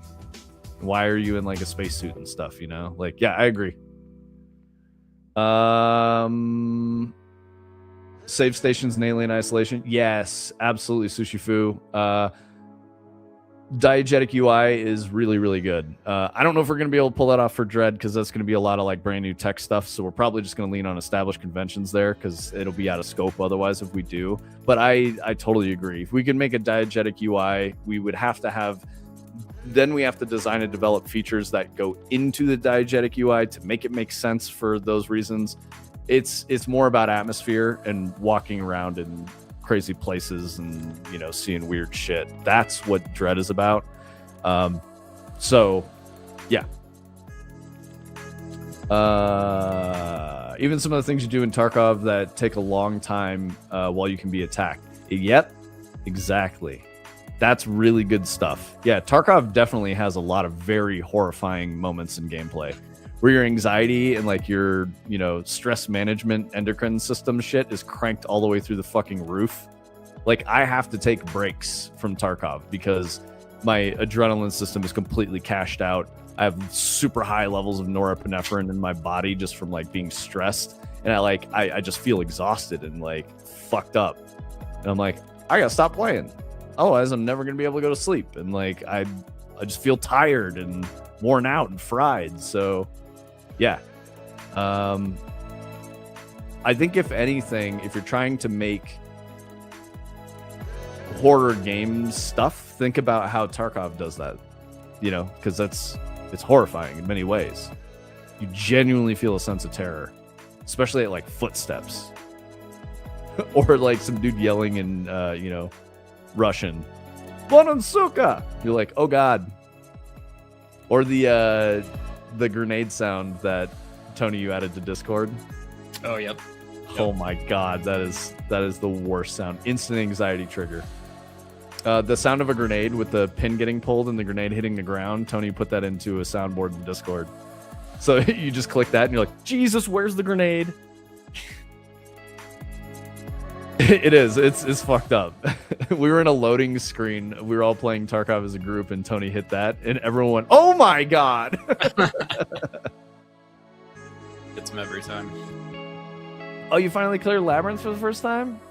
Nice, dude. Good shit. Yeah, Labyrinth is a rough thing, and I see a lot of parallels to like The Whisper. It's secret. It's inside of a place. The idea been a of billion it's so times. Cool. Yep. Yeah. I hope that Nikita secretly played The Whisper and was inspired by it. I would feel very touched. That would be cool. I'd be honored.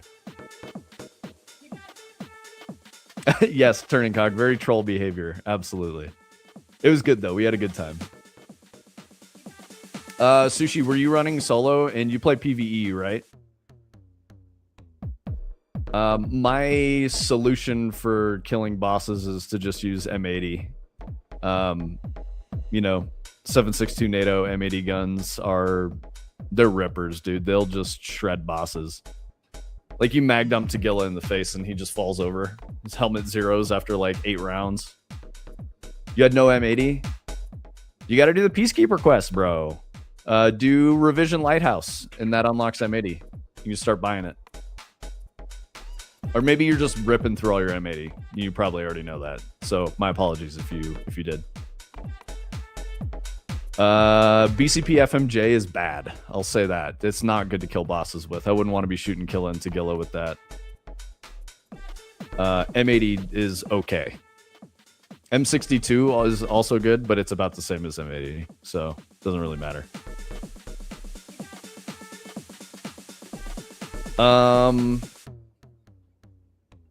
What else? I started playing Metaphor ReFantazio lately. I don't know how you guys feel about Atlas RPGs, but I'm feeling it, man. It's got like a lot of meta story stuff going on, which Atlas does all the time. That's what the Persona games are like, right? It's got themes of like sewer slide and all that stuff going on. Very typical of Atlas. They put the whole disclaimer: this is fiction. This shit ain't real, guys. We're gonna tell you a crazy story, but it's not real. Don't be weird in real life. And I can always appreciate when they start telling a meta story in that way.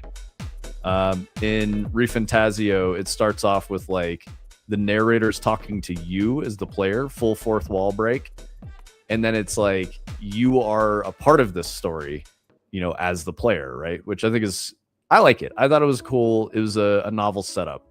I've also heard people compare Metaphor and Expedition 33. And they say Expedition 33 is basically the same kind of game, but it's done better. I don't know. I'm cool with Metaphor. It is real. Yeah, exactly, Adder. You should go to Reddit or NeoGAF and start a fight with people about whether or not Metaphor is based on real life events.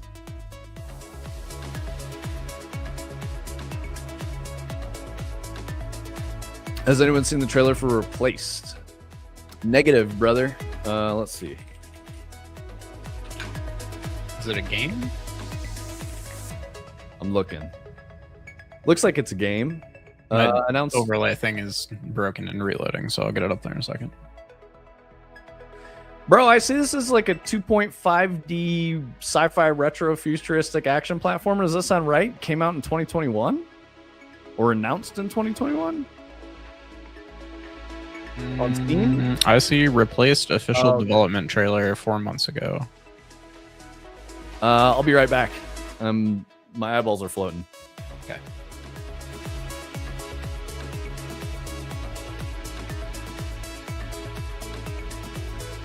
I'll put it up here in a minute.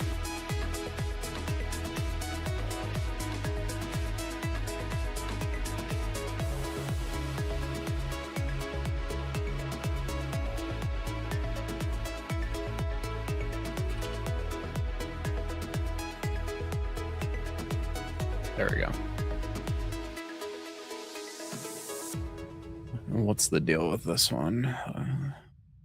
Sinister Secrets of the Phoenix Corporation has Reach, an AI trapped in a human body set in an alternate 1980s America scarred by nuclear catastrophe, navigate a dark cyberpunk thriller in this narrative-driven 2.5D platformer blending cinematic exploration with a fluid, free-flow action.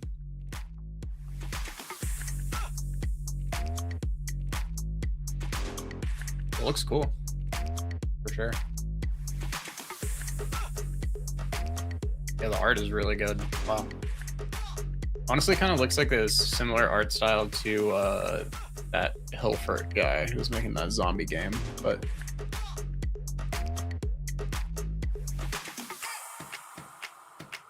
what's your next job? Being an AI in a human's body?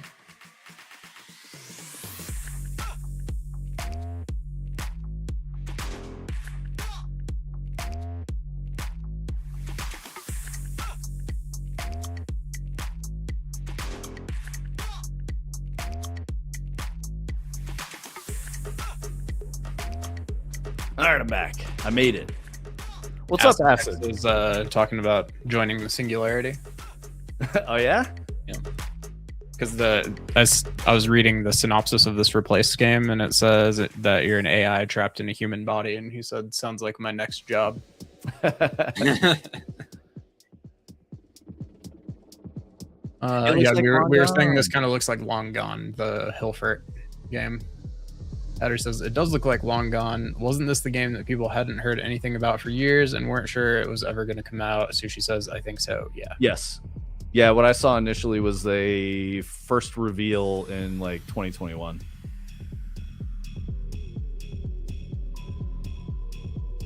Wishlisted it years ago? Yeah. Revealed in 2018? Damn, bro. Nice. Looks like they're going to come out within like a week of Marathon. Hell yeah. I mean, you get there eventually. Just don't quit, guys. Keep working on your stuff. Sushi Fu, I know you got stuff going on, but I'll throw this out there. If you want to do anything for Dread, that'd be really cool. But I also understand like you got to get paid and all that. But I've got some things that are sort of art heavy that I think are going to be big problems. There's a show called Chapelwaite, which is very good if you guys are into Lovecraftian stuff. Chapelwaite is based on Jerusalem's Lot by Stephen King. There's a scene where there's a full solar eclipse and all of the night sky is revealed and the stars like are slowly getting sucked into the void behind the solar eclipse, and like some are blowing out as like supernovas and shit. And I want to create something inspired by that for Dread. So if you're feeling like, oh, I could whip that shit out, you know, make a skybox or whatever, and you want to do that, I don't even know if that's in your purview. It'd be sick. But also I understand like, you know, soliciting, contribution on stream puts you on the spot. Don't even worry about it. You don't have to respond to it if you don't want to. Just feel like we talked about it a little bit when you came through the first time and you like dropped an ArtStation link or something like that, and you were like, yeah, I might could help, you know, if I got some time. But yeah, if you want to talk about it some more, I'd be super down. You know, I'll shoot you a DM and kind of explain, like, you know, I can send you reference material and stuff like that if that's something you're interested in. You know, I don't want to chew on your time or anything like that, right? Like, yeah, absolutely, bro. I will. I'll send you a message after stream today. We can chat about some things. Yeah, wash away the rain, guys. Is that how it goes? That's weird. I never realized that was the lyric. Wash away the rain. Or is it wash away the pain?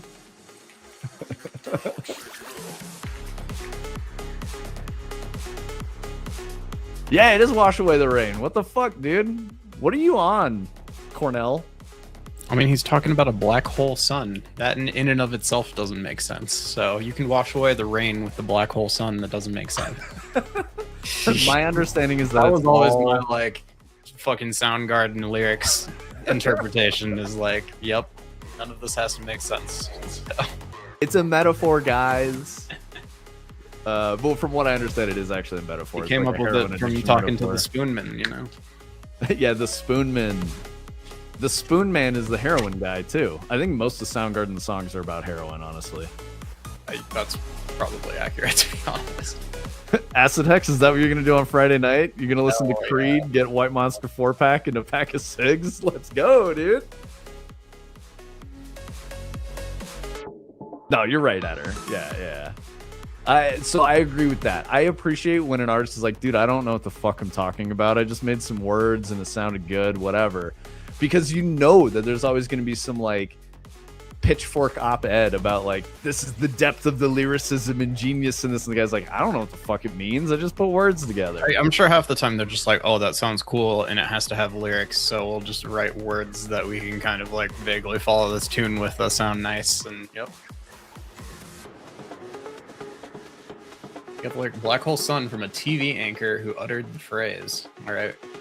Soundgarden facts with Omni. Well, actually, whatever you say, Omni. The interview is effectively, bro, I was so high as fuck and just started writing. There you go. Hey, Sushi Fu, another fucking at the drive-in Mars Volta enjoyer. Let's go, dude. Yep. My guy. So, yeah, you must be old too, because that was like end of high school for me. It was when Mars Volta made their first album. Deloused in the Sanatorium or something like that. Yep. Yeah, dude, that was such a good album. Yup. When I'm at the gym, I still listen to the lyric is sad transmission from a one-armed scissor, which I think is at the drive-in. Maybe that's Sonnet Lumiere or the one after it.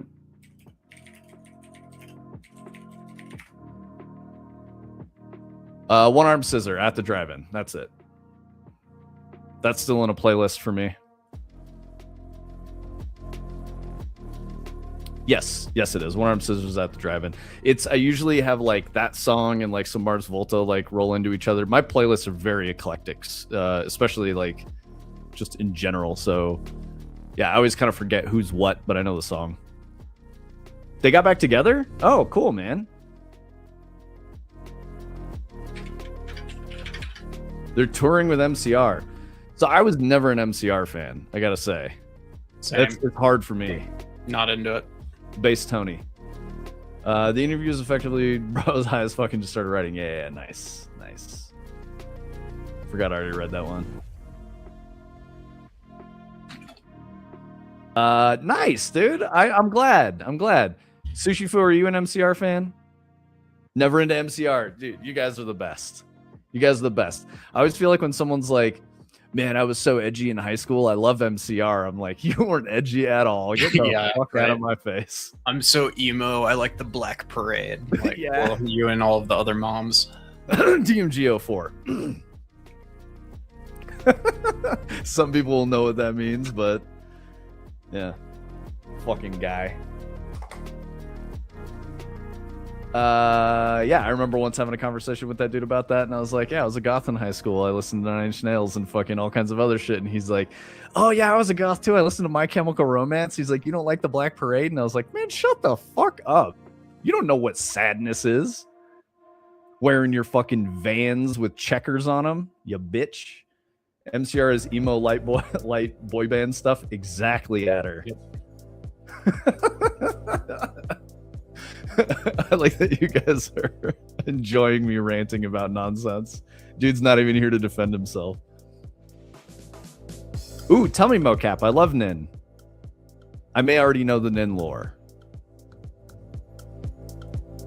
So while he's typing, did you guys know that the perfect drug was when Trent got clean on heroin and started drinking a ton, and he dove into absinthe because he moved to New Orleans? Yes, purest feeling is so good, Acid Hex. Shopping for goth clothing. We looked up and saw an AC unit with Resner. Oh yeah, dude. Yeah, that's his family's shit. Really? Yeah, the Resner like heating and cooling units, that's his grandfather's company. That's what he did. So All Trent right. like grew up with him but played piano. So that's where all the like modular synths and crazy electronic shit and stuff probably kind of comes from. Yep. Okay. Yep. He had an interest in electronics and machinery because of his grandfather. Hmm. You thought it was Vent Resner? Nice, dude. Yeah, that'd be Oh yeah. that's so funny, dude. Did he write the music for Doom 64? I feel like I learned that one recently. So it might have been Atticus Ross, because I know that Romero was one of some people on at the id team working on Doom were very, very into Nin. Quake 2, Quake 3. Yeah, that's it. That's it. Okay. Yep. It's badass. Mm-hmm. Yeah, Trent, musical god. Yep. Actual genius. We're gifted to exist in the same time frame as him.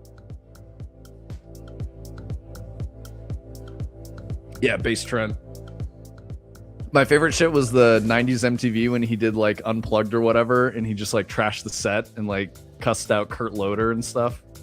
The original edgelord walking out of the interview.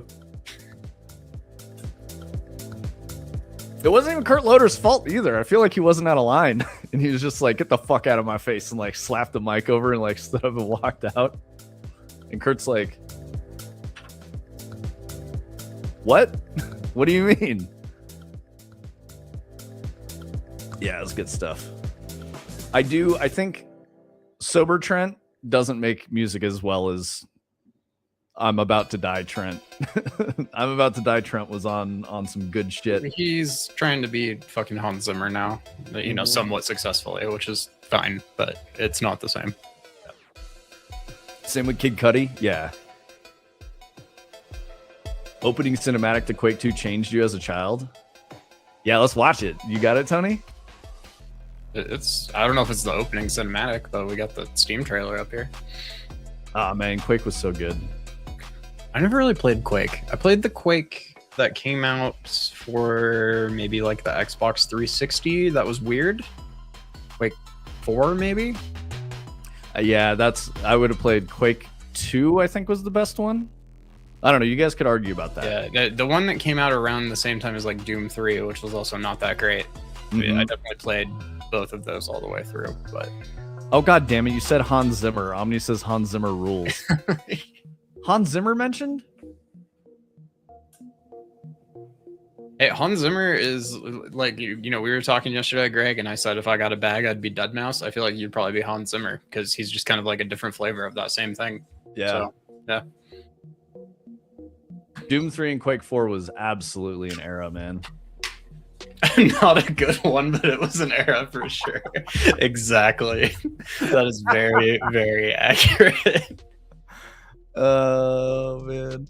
I don't know. Doom. I played Doom 3 on, I think, Xbox, like OG Xbox, and I liked it okay. And I've learned in more recent years that that's like not even the full version of Doom 3 because, like, you know, it didn't fit on the disc or wouldn't run on the console or something. So the PC version is quite a bit different, I guess, but not a very good game. Just kind of scary and like very atmospheric for like the first 30 minutes. UT2K4, let's go. Unreal Tournament 2004, so good. Oh my god. Absolutely. Amazing game. Whatever the big battles were with like the vehicles and stuff, it gets so chaotic, so fun. Gosh. Quake 3 Arena. is probably the one I played the most. See, I never played any of these boomer shooters. Quake 3 Arena was wild. Like, people were insane at that game. I played a lot of that online. Half-Life 2 Pepsi Cheetos was my goated young days. You can't say goated young days. We don't get a video for Quake 3 Arena? Come on. No, it was just kind of like multiplayer only, like frag fest type of stuff. The system's supposed to just pull the Steam trailer, so they must not have one for Quake. I don't think there is one for Arena. There was like, it was like pure video game, no cinematics. You guys ever play Siphon Filter multiplayer? I don't think I ever played Siphon Filter. I don't think I played multiplayer. Are you thinking Splinter Cell? Like Chaos Theory multiplayer? The asymmetric one where you played as like spies or mercs? Lyra's just Unreal Tournament? I mean, kinda, yeah. You're not wrong. Yeah. I mean, I don't know if you guys know, there's one...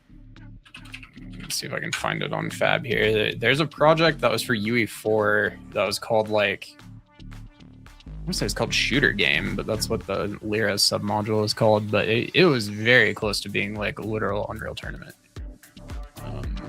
Bro, this Quake 4 video is offensive to me. Dude, Quake 4, I remember playing and just being like, what is this? Bethesda, Raven, id. Ugh, what is happening? This is when id was in dire straits. Okay, I want to see if I can find this. So let's see. So it's like an epic project for Unreal, and we can do these maybe, and then we'll go published by Epic. I'm really glad id went out with Doom 2016 because that's one of the best games ever made. I'm glad that was like their last hurrah. That was fucking amazing. Yeah, so it was called Shooter Game, which is what it's called in Lyra now. But yeah, this was like a first-person shooter multiplayer template that I remember studying up a little bit on. I don't even know if you can run it on the most modern version. Oh yeah, it goes to 4.2.7, but you can't run it in UE5. But, you know what I mean, Adder. They went out with Doom 2016 for sure. You know what I mean, bro. I was gonna say something, and I was like, "Nah, I'll let it go." Exactly. It's a slow death. I promise none of the actual people that make good shit are still there anymore. There's no shot. They give them a formula and they're squeezing blood from the stone like they always do. Have you ever seen the canceled concepts for Doom 4? That was like on Earth and played a lot like Call of Duty is the way they explained it. I don't think so. Yeah, it got canceled before they made Doom 2016, but it looked like it was fairly far along. There's like label demos and stuff. I do remember. Yep. Adder says, I got to play it while I was there. They still had internal builds. Hell yeah, dude. It didn't look like it was very good, especially compared to 2016, but... Yeah, what's your take, Adder? You want to shit on it? I feel like Adder likes games. Like, Adder's generally positive about games, I think. Even when you're like, this is bad, you're like, yeah, it wasn't very good. Used a ton of the assets to start Doom 2016. Okay, nice. God, this game is so good. It's so fucking good. I know, it is unrivaled. It's so fucking good. It's just so good. It was all right. Exactly, Adder. Do you guys have any opinions about Castlevania Symphony of the Night? I just started playing that. You don't think Adder likes games? Not like he built his whole life around it. I appreciate that Adder is just not negative about shit. But yep. Yeah, I don't know how much passion goes into all this shit. Mm-hmm. Yeah, what I genuinely want to know what your guys' takes are on. So Tony's a huge Metroidvania fan, and like you're just starting Symphony of the Night. Yeah, like you played it before. Hour and a half into it. Yeah, I've never played it before, so yeah. No, you got the PS4. I tried so hard to not play it on PS4, and I just couldn't figure out a way. So I'm just paid Sony and playing it on PS4. But yeah, I'm really enjoying it so far. I can see why it's considered one of the best. So. Incredible game. Okay, guys, I'm gonna throw this out there. Hot take. I think Symphony of the Night's the best Metroidvania ever made. It does have like, as much as Super Metroid is one of my favorite games ever, it does just have like a little bit more to it that I really appreciate, that I think is interesting. So if you ever played like Mega Man Zero, which was like Game Boy Advanced game, I feel like that actually plays kind of similarly to Castlevania. That's what it reminds me of a lot. Like you can like level up by using your weapons, and enemies will drop random shit and stuff. I don't know. Interesting. That's the one you play as X and Zero, right? No, you only play as Zero. Yes, and it's I've played kind that. of weird. Yeah, the one you play as Game X Boy Color. Zero is like Mega Man X4, which is one of the best games ever. But That was Game Boy Color because I have it. Mega Man Zero. Yep, I Okay. played it. Yep. That was really good. Yep. Very, very It's good. very different than traditional Mega Man, but it's cool. Yeah. The Thing destroyed your child brain. The Thing is built on the Quake engine, I think. That's another one of those like OG FPSs, if I remember correctly. Yeah, Zero is badass for sure. The Thing in Symphony of the Night. I got you. I know what you're talking about. Tony doesn't know. Oh, okay. don't- I see. Okay, I see. Yeah, I know what The Thing is. Yeah, it's really good. I mean, I think I know a lot of the big Symphony of the Night spoilers just from like hearing them over the years, but you know, we don't have to talk about it. I'm gonna play it. So. Yeah, you should play it. It'll be great. I know what you meant, Turning Cog. You were being a little sarcastic about Adder not liking games. I get that. I was just saying, like, I appreciate that Adder's generally positive, because there's a lot of people who like are super passionate about games and they're just negative about games. I don't like that. I try not to be negative about games as much as I can, you know. Like, I was really positive about Marathon. And most I can be without like being dishonest, you know. So I don't know. I like to see good shit. I like to play good games. Metaphor ReFantazio is very cool. I'm enjoying it. Some games deserve negativity. Yeah, like Bad Rats. Do you guys know about Bad Rats? Am I like too old, you know? Talking about Bad Rats. It used to be a meme game that people would send each other as a gift on Steam because it was like $1. It was like the Incredible Machine. So it's like a physics-based game that's like, you know, you set all the pieces up and you hit play, and then like physics happens and that solves a puzzle. But in Bad Rats, you could hit play with the exact same setup and different shit would happen every time because their physics engine was so bad. I appreciate the labor and love that goes into making games. Yeah, same. Hard to hate nuggets of passion even if a game is shit. Yeah, I will tend to be like, they did these things really well. I didn't care for this other stuff, you know? I think that's kind of as negative as I'll get, unless something is just very obviously bad and I'm like, this is just bad. It's just not. No, thank you. At risk of causing a row, that's how I feel about Undertale. And I know Undertale has like a very devout following and people fucking love Undertale, but I can't do it. I cannot do it. That shit ain't for me, guys.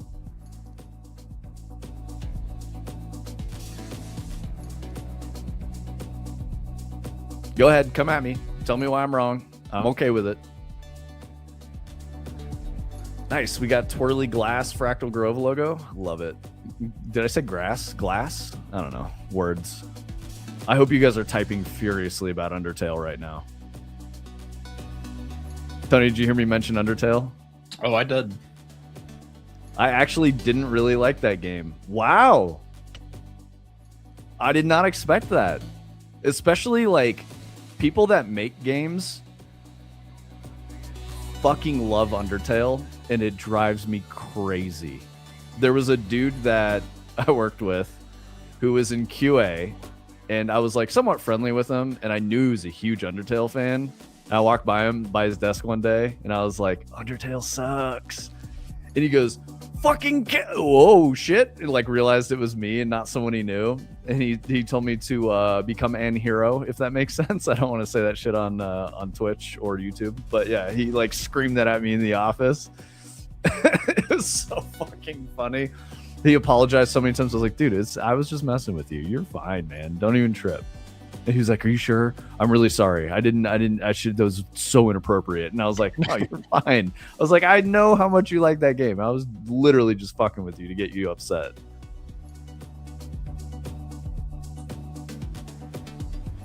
But yeah, I edited myself. He screamed the entire phrase in the office at me. It was amazing. I started laughing so hard. Okay, well, it's 4 now, and we didn't do anything but yap, which is fine. Yeah. But I'm down to keep going for a little bit and try to vibe code a Tarkov inventory for a bit if we want. So, yeah, let's do it, man. Why not? All I got going on is Sparkle. Sparkle's gonna cook some food at some point, so I should check in with her and see where she's at. Well, everything's gonna be really small for a little bit. I'll get it all fixed, but I'll just kind of talk about what I'm gonna do here for a minute. But Lyra's got this inventory thing in it, so we're gonna start there. I'm glad you guys like the app streams. I know that I can be long-winded sometimes, but I'm glad that you guys appreciate me for who I am. I feel that too, Adder. I've spent so much of my life reading and consuming game lore. Okay, so admittedly, that is a hard thing for me to do in JRPGs. Like ReFantazio is a lot of exposition, and there's anime cutscenes, but that's what I like about it, because I'm very like Tarkov burnt, so I gotta like chill, and so just having like a story play for me is good. The downside is I can't watch a movie while playing it because it's like all narrative. Well, I like that effect where he like materialized out of particles. Yeah, definitely. But so they got this. What do I do? E, F, click. Can't remember. Space. G. That's it. Yep. So when we G, we get that. I think if we hit, I don't know, what is it? I. Yep. Now we have our inventory that I can do absolutely nothing with right now. But it goes away, maybe. Yep. So we're gonna steal this first as kind of the basis of everything. So you can keep yapping, but that's what I'm gonna be working on. Adder, I think that's really fair, and I do the same thing, admittedly. Knowing how important that shit is, how important exposition and cinematics and telling the story is. I know how important it is. I tend to skip them too when playing games because I just don't have time. I'm trying to like watch a movie, watch a show, read a book while playing a game, like doing all this shit at once so that I can get all these ideas in my head. And I absolutely ruin shit for myself doing that sometimes. Like I was saying, I watched Frankenstein, but I was also playing a game at the same time. So I know I probably would have liked Frankenstein better if I gave it my full attention. But at the same time, like, here's a good example. Yesterday, I was trying to relax after work and play ReFantazio and watch Mobland on Paramount Plus. But Pierce Brosnan and Tom Hardy sucked me in way too much, and I was like, I'm into this Irish gangster show. And like, I didn't play any ReFantazio at all. I just watched the entirety of Mobland, which was cool. I liked it a lot. If you guys are into like a Peaky Blinders kind of a thing, but set in modern times instead of like the early 20s, it was good. Yeah, Lyra mentioned Tony fires it up. Exactly. Yep. Yeah, I'm in Cursor now. I planned with it earlier for what I have talked about doing. So now I'm telling it to execute the plan, which is mostly just like copy a bunch of the C++ and stuff from that example we were just looking at. And then it's going to give me a to-do list of things to do in the editor that it can't do. So that's what you're going to be seeing. I'm just kind of leaving it up on the screen so you can see it happening. But yeah. And also to Adder's point about saying I couldn't be bothered to give a shit about made-up lore these days, people like us, it's definitely not for us. You know, we're too cooked on it. But for the person who's never played a game like that before, it really, really matters. That's why, like, I still put the effort into it. And I know that's why you still put the effort into it, Adder. It's like, you gotta fucking do it. You have to really care and give a shit about it. But when you're consuming it on your own, I absolutely understand, like, I ain't got time for that shit. I'm trying to do other stuff in my life, you know? And that comes from decades of being immersed in it totally. Symphony of the Night has really good story stuff, Tony. Yep. I am kind of following what's going on so far. I think the music is awesome. I don't really pay attention to game music a ton, but the music in that game is really good so far. The PS4 version that I'm playing on is kind of like a remaster that comes with Rondo of something that I think is a prequel to Symphony of the Night, but that actually came out afterwards. But anyways, both of them have the voice lines re-recorded, which a lot of people don't like because the original voice acting on the PlayStation version is kind of cringe and terrible, but like iconic at the same time and like memed to high hell. So that's exactly what Mocap is saying right now. He is like, the PSX dialogue is, you know. Yeah, so I'm a little sad that I don't get like the OG dialogue, because like now it's just kind of cheesy dialogue with people like taking it kind of seriously, which is almost worse than it was before. And I don't know. Like I've heard the original lines, so they're hilarious. They're great. Adder made a really interesting point that I want to touch on, because I know some of you guys are making your first foray into games and you haven't been doing it for, you know, as long as Adder has, or, you know, myself, which is not as long as Adder. But there was a time when you couldn't get enough of this lore, but now that you write it and create it, the magic is just a thin facade. That's one of the hardest things to preserve. And that's why, like, you know, I talk about film and shows and, you know, reading stories and shit like that so much, is because when you become jaded or used to it to the point where like the magic isn't as like thick anymore, real good magic is easy or harder to find. But when you find it, you're like, that's it. That's the fucking shit right there. That's what I need to do. That's why I want to watch The Witch so badly, is because I know that there's going to be stuff in there that makes me go, that's good. Like, that's what I got to put in like a horror game, right? You know, I got to do some shit like that. So I think I'm going to just commit, spook myself all the fucking way out, probably give myself some nightmares, but I'm going to watch The Witch because I fucking love aesthetics like that. It's, I made my wife watch Sleepy Hollow with Johnny Depp and Christina Ricci. I loved that movie for such a long time, and I didn't realize how gory and violent it was, but it was very violent. There's tons of blood and, like, you know, decapitation and shit going on because it's the Headless Horseman chopping off people's heads. You still think I should watch Possession? We'll see how I feel about The Witch, Mocap, and then I'll consider it. You know, if like I have desensitized myself enough to horror at this point where like I have these, you know, misremembrances of like Drag Me to Hell and Sleepy Hollow and, you know, all kinds of shit like that, or like I go, yeah, Chapelwaite was really good, made my wife watch it, and she's like, what the fuck, most of the time through it. She's like, this is stressful and terrifying, and I'm like, really? I didn't think it was that bad. Maybe I'll be okay now. I might actually be fine with horror stuff now. Possession's a lot more Silent Hill coded. Okay, I might be into that then, because I really liked Silent Hill. It was like one of the first like spooky things. I didn't even play it. I watched a friend of mine play the entirety of Silent Hill 2, and he would like play it every year, and he's like, hey, if you want to watch. I was like, yeah, man, I love it. And this is not like a Twitch thing. This is like before Twitch. I like went over to his house and like chilled on the couch, like, you know, drinking Mountain Dew and shit, and like watching him play. It was a good time. The Witch low light shots are worth it alone. That's what I'm saying, Adder.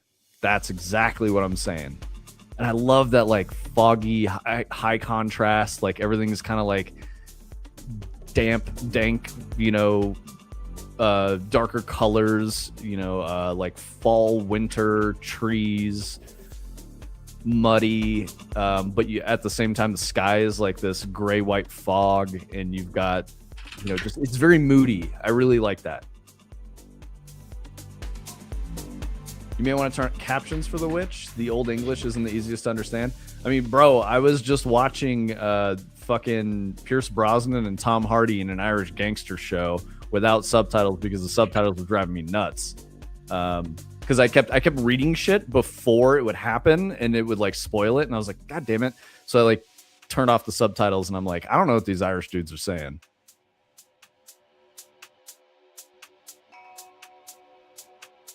Yeah, Tony's a captions enjoyer. I mean, I do watch a lot of stuff with captions for sure. Like, there's a meme that's like, I can't hear without captions, and it's kind of true. Yeah, there's a Korean cooking competition show that my wife loves called Culinary Class Wars. We don't speak Korean. I'm not gonna watch that shit in any kind of dub. I'm gonna read the subtitles, and it's great. I don't know if you guys fuck with any of those shows, but that, you know, obviously is a very far departure. I wouldn't suggest watching like reality-based television for inspiration for making art because it's weird. I think you can kind of get the whole, you know, peek behind the curtain of, you know, the Wizard of Oz moment if you watch reality TV and think like none of this is actually real. It's scripted, and these people are intending to act this way in a believable manner so that it seems like this is a real set of circumstances. When you start to get that, then all reality shows break. One of the things that I do when my wife is watching something like that is I'd be like, oh, something's about to happen. The music changed. Oh, this guy's got the wacky circus music. He's an idiot. He's going to get cut. And it like ruins it. Horribly fucking ruins it. It's like, why did they hold the camera on that guy for like just a little bit too long there? Like, yep. Mm-hmm. And I'm just like, it's all fake. It's all like, it's just a contrivance, you know? It's part of the entertainment to me is to like try to predict what's going to happen and get it right to some extent. Like, I don't know. Your SO borderlines on medically deaf. Damn, dude, that's crazy.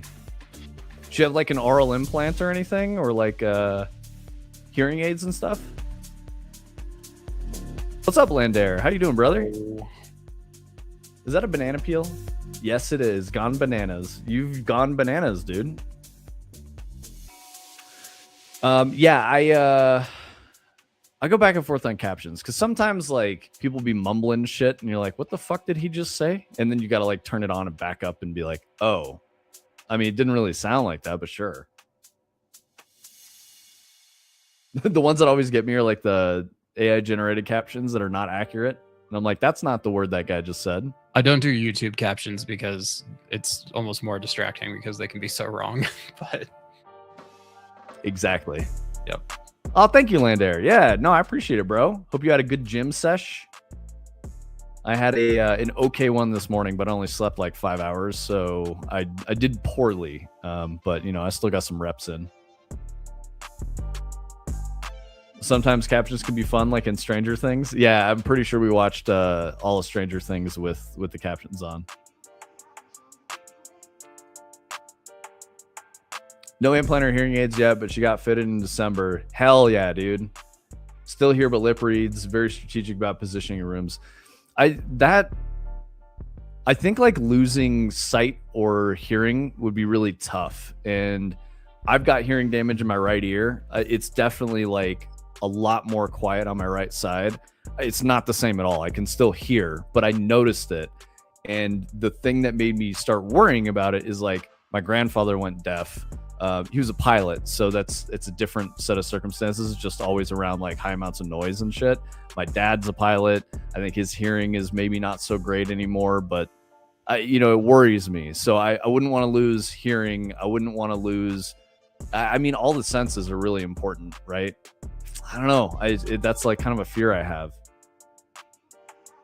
Speaking of captions, what really pisses me off is when companies like Amazon or HBO clearly use AI or maybe offshore non-English speakers for captions and they end up obviously wrong. Yes, dude, that's exactly what I'm talking about. Always distracts the fuck out of me, and I'm like, what was this? Oh my god, earbone tumors? No, dude, that fucking sucks.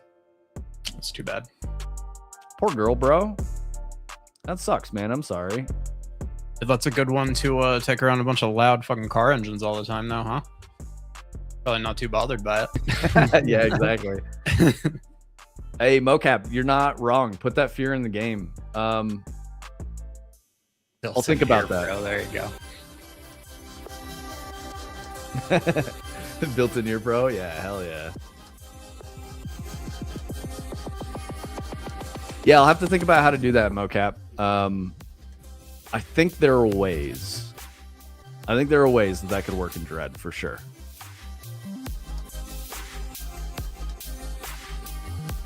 It might not be in scope though, as I think about like support systems. So immediately coming to mind is like losing your sight, so making everything like go black, leaning very heavily on sound, and then making it where the player can walk in any direction, which you already have systems for. So actually that might work.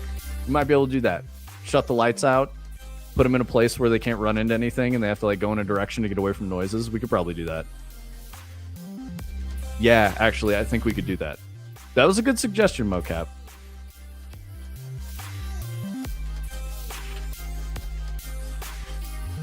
And I think it would really support the like themes and the vibes that we're going for to do something like that, knocking out sight and going for like pure sound spookiness. I always think about that one game we were looking at. I think it was like some horror game like Pools or something, but where they had like the LiDAR thing where they would shoot out the points, but that was the only thing you could see and you were waiting until the next refresh to, you know, get more information. I think that's a really cool idea. What are some accessibility things that people complain about in games that are non-intuitive, like tinnitus sound in CS?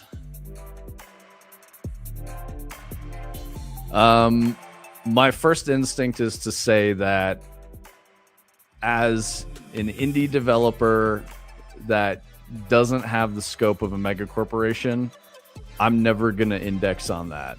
I'm not going to like try to do accessibility features because it's expensive and out of scope and has design considerations. So for me, that's a hard one to answer. I think the easiest one that people apply is probably like color blindness stuff. And color blindness is a real issue, especially if you're using like visual cues for a player based on color to get them to think about a thing or do a thing. It's completely transparent to players that have color blindness. So adding, you know, those features in can help a lot. But that, I mean, that didn't answer your question. Stuff that people don't think about. I would argue that that whole field of accessibility is kind of like too deep now in the current state of games, especially when the conversation went to like difficulty is an accessibility feature. I don't think that's true at all. I think that's really weird. If you don't have the time to play a game, you control the buttons you choose to press, right? Like you're choosing to do something else with your time. It doesn't mean you deserve to play the game, and you're not having the same experience as someone who played it with the intended difficulty. I mean, it's art. Like, you know, you can't go like, I think it's weird if someone like buys a painting and then they're like, I wish there was a tree in here. And then they like paint a tree on the painting and they're like, this is mine. I made it now. Like that. It doesn't make any sense. Just go get a different piece of art that resonates with you more. Not saying you guys should, just saying based on your experience. Yeah, totally. I was giving you a weird answer because I was trying to be, I can't not be honest. Like that's just who I am as a person. You know, I think you've known me long enough that I've like said some shit that you're like, God damn, what? I'm just like, I don't know, man. That's just how I feel, you know? Is that because they tend to tune it out over time and forcibly hearing it kind of resists that?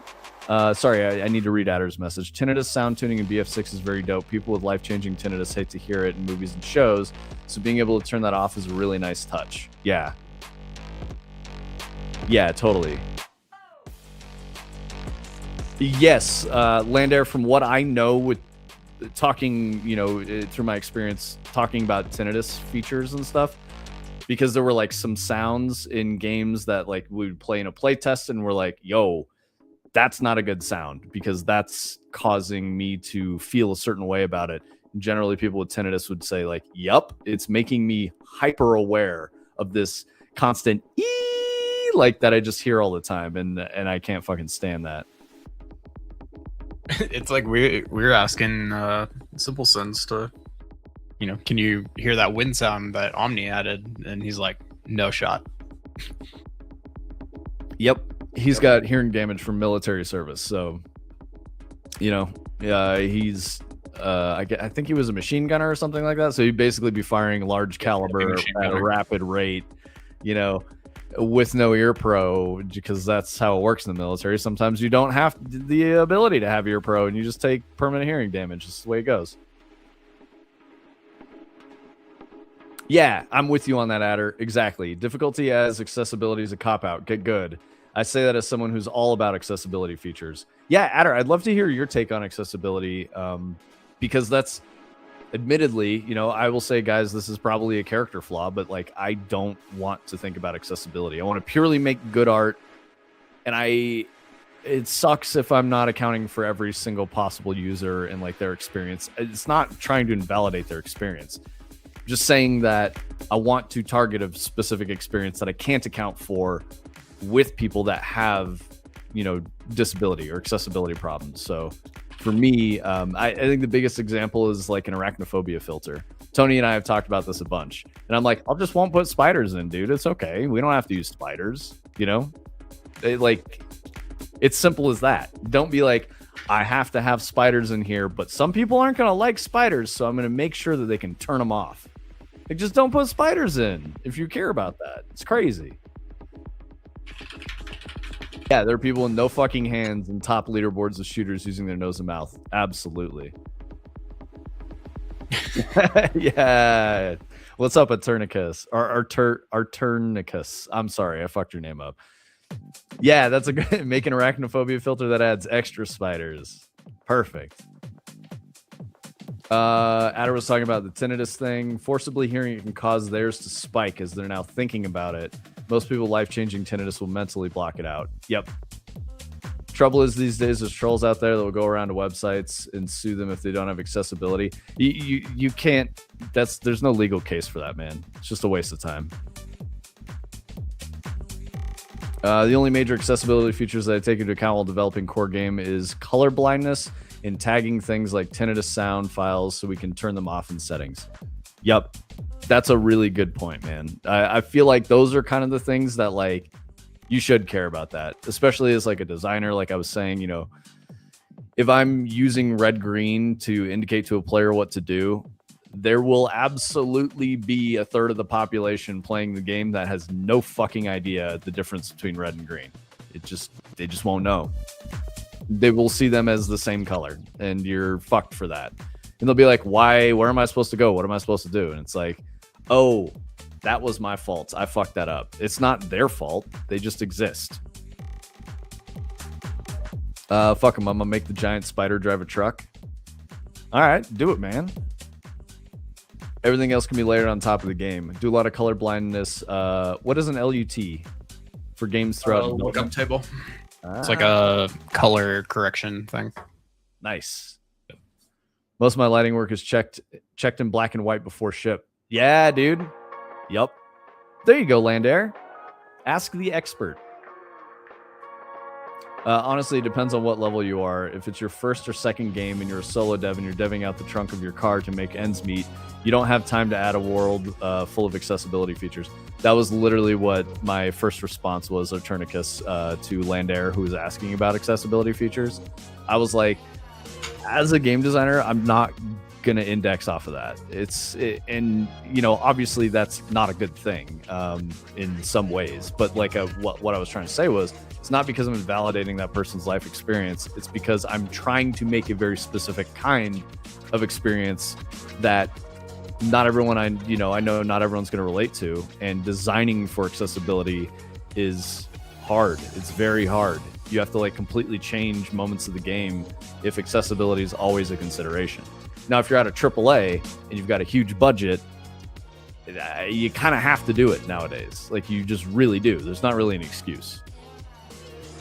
This is why I really only focus on core features and layer them in. They can also always be patched if sales skyrocket. Yep. Good call, Adder. What do you work on, Arternicus? Also awesome. Thanks for coming through. Thanks for chatting with us.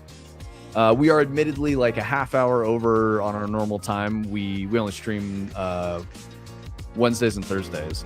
Wednesdays in the morning and Thursdays in the afternoon. We go from 2 to 4 today. And on Wednesdays, we stream from 10 a.m. to noon. Both are Mountain Time Zone.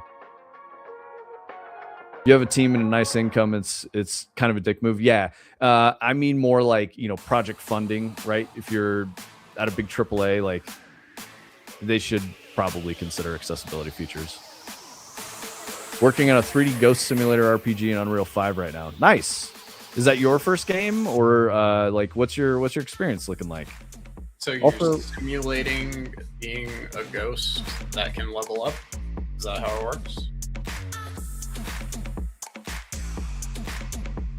Microsoft's list is longest. EA has a healthy list too. BF6 devs went above and beyond because EA on the ropes. Yeah. Every AAA publisher will have a list of accessibility features required for internal cert. Interesting. I didn't know that. Second game, but I'm solo. Published an arcade style game already. Nice. You can feel free to tell us about it, dude. Definitely like let us know what you got going. And yeah, what brought you here? What's got you coming through? Like I was saying, we're a game studio. We don't stream a lot. We stream very consistently, but we don't stream large volume of time. Thank you, Turning Cock. Yeah, and that's our Discord. So if you want to keep in the conversation, I'm an experienced game designer. I've been doing it for about 15 years. Tony's a very experienced software engineer. Games are new to him, but we're business partners with the co-founders of the studio. Our whole goal with the stream is to share knowledge, build a community, use that obviously as marketing, to have an audience to buy our games and be aware of our games. But yeah, we're starting from the ground up. We started about 2.5, 3 years ago. We've been streaming for 2 years, going into the third year in 2026. So yeah, and because of the stream, this is how we fund the studio. We can cover operations costs. We can't like pay anyone right now, so that's including ourselves. So we just cover like software licenses, web server hosting, all kinds of shit like that. We do this for knowledge sharing. Thank you so much for the follow. We do it for knowledge sharing. I'll talk about war stories of like working at Bungie and stuff like that. I've worked on everything from mobile to AAA. I worked on Destiny for about 5 years. That's what this is from. This is the Whisper of the Worm sniper rifle from the secret mission that I made in Destiny called the Whisper. I'm trying to keep it brief because a lot of the people here have already heard me say this shit 9,000 times. So I don't want to be annoying with it. The last time someone mentioned like, Destiny, someone in chat was like, Bungie mentioned. I was like, God damn it. Yep, you're right. Okay, yes, a ghost where you scare NPCs and harvest currency out of them and gain XP to unlock new ghosts and abilities. That's dope, dude. I like that. That's a cool premise. Yo, what's up, Brightside? Running late again? Yeah, dude. I love it when you pop in and say hello, even when we're running late. Oh, you came in early. You were at the dentist. How'd your teeth go, dude? Were you like, yeah, this guy I talked to on the internet sometimes told me I should get a Sonicare Diamond Clean, and I've been brushing the fuck out of my teeth with that. That's my Brightside impression, by the way. Were they like, it shows your teeth are looking healthy?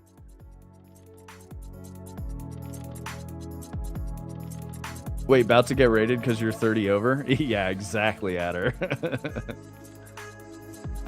Did Brightside jump on the call? I don't even think about it, guys. I'm sorry. It's just, I wasn't trying to make fun of you, bro. I was like, that's what you sound like in my head. So it just comes out that way. Oh, thank you, Arternicus. Yeah, I've been doing this for a while. That's why I was like, let's start a studio. Let's go do the fucking thing. And we're in Colorado. This is home for me. There's really not a game dev community in Colorado. There's a lot of very hungry people who are looking for jobs, but there's no like major studios. So Fractal Grove, hopefully one day we get there and we are the studio in Colorado. More of a Canadian accent? I don't believe that. You have an extra wisdom tooth coming in? You got 5, brother? You have 2 extra? You got 6 fucking wisdom teeth? That's insane, Landair. I only had 3. Like I just never grew one of the 4.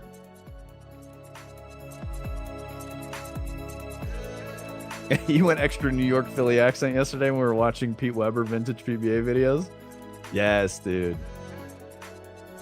He is a shark, Brightside. Yeah. Yeah, he's full of wisdom, actually. Optimized chewing setup. Yeah, he's min-maxing his teeth.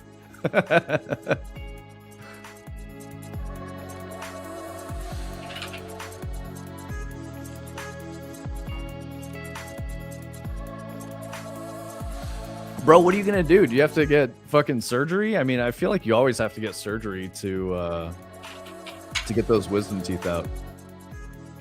Oh, Adder. I realize I'm just fidgeting with a thing on my desk. This is a NASCAR fucking single hub wheel nut.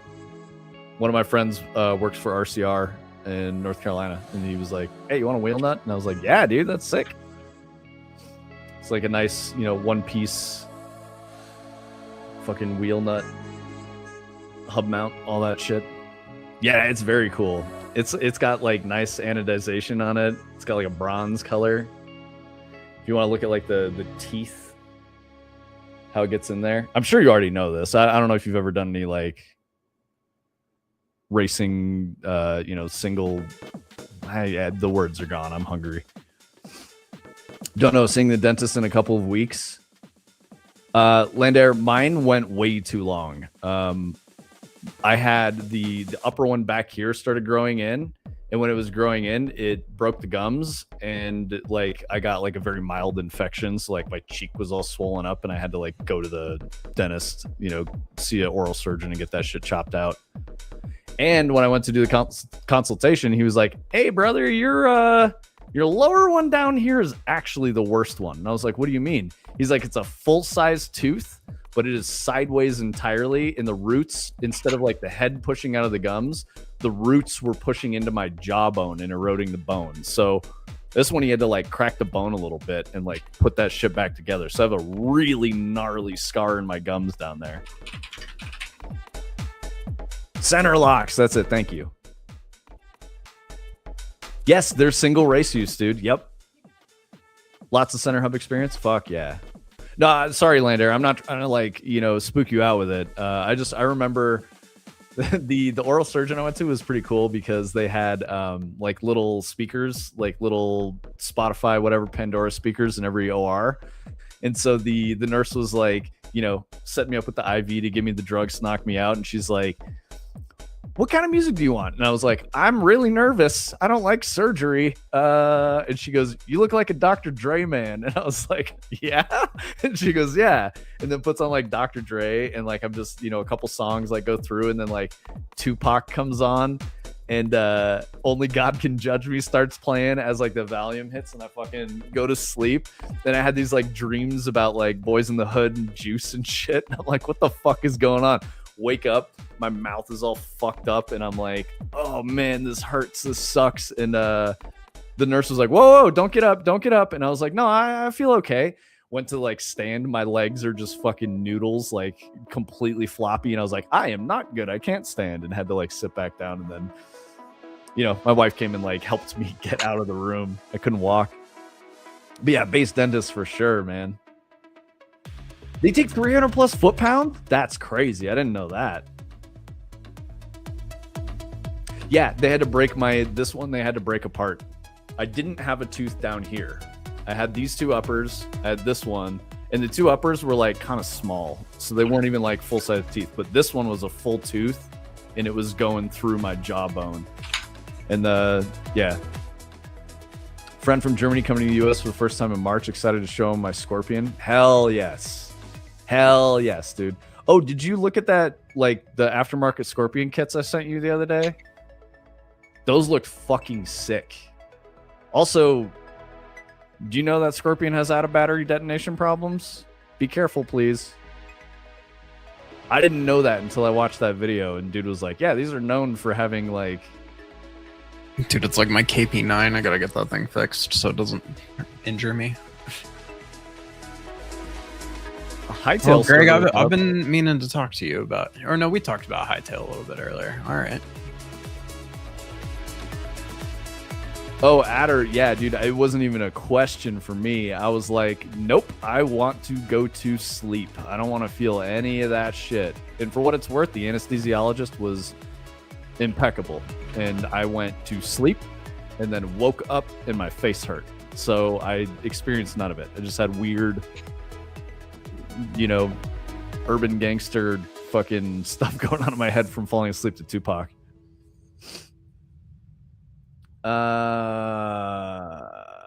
They look very dope. Awesome. You did know that. You need to buy the aftermarket bolt. Okay, cool. Yeah, just be careful, brother. All the hype around Hightail is that people were really excited about early looks. Riot picked it up and was funding it and then canned it before it came out. And then the original pitch guys, original team that were building it before they got acquired were like, we want to make this game still. Can we please have it back so it's not in cutting room floor hell forever? And they ended up getting the rights back to make the game from Riot, finish the game, and it's coming out. So that's why. It's like it's a 1.0 release was yesterday. Oh, sick. Okay. Yep. It's Sony's fault. He showed you a video on it. You got to try it. It's kind of like Minecraft, right? Pretty similar to Minecraft. I think they're trying to do a little more Terraria style stuff with it, though, I would say. Yeah, I agree, Adder. It's crazy that Riot let them have it back. It must be, they either made a really good deal or they were like, come on, man, please, you went into business with me. This was my dream. You took my dream away. Maybe appeal to humanity. I don't know, something or emotion. Just please let me make my dream, even if you don't believe in the project. Let us figure it out on our own. Very cool of Riot to give it back. Very, very, very cool. And I don't think it was free. I think they had to buy it back. Yes, it literally never happens. 99.99% of the time, it's just vaulted forever. You'll never see it dead.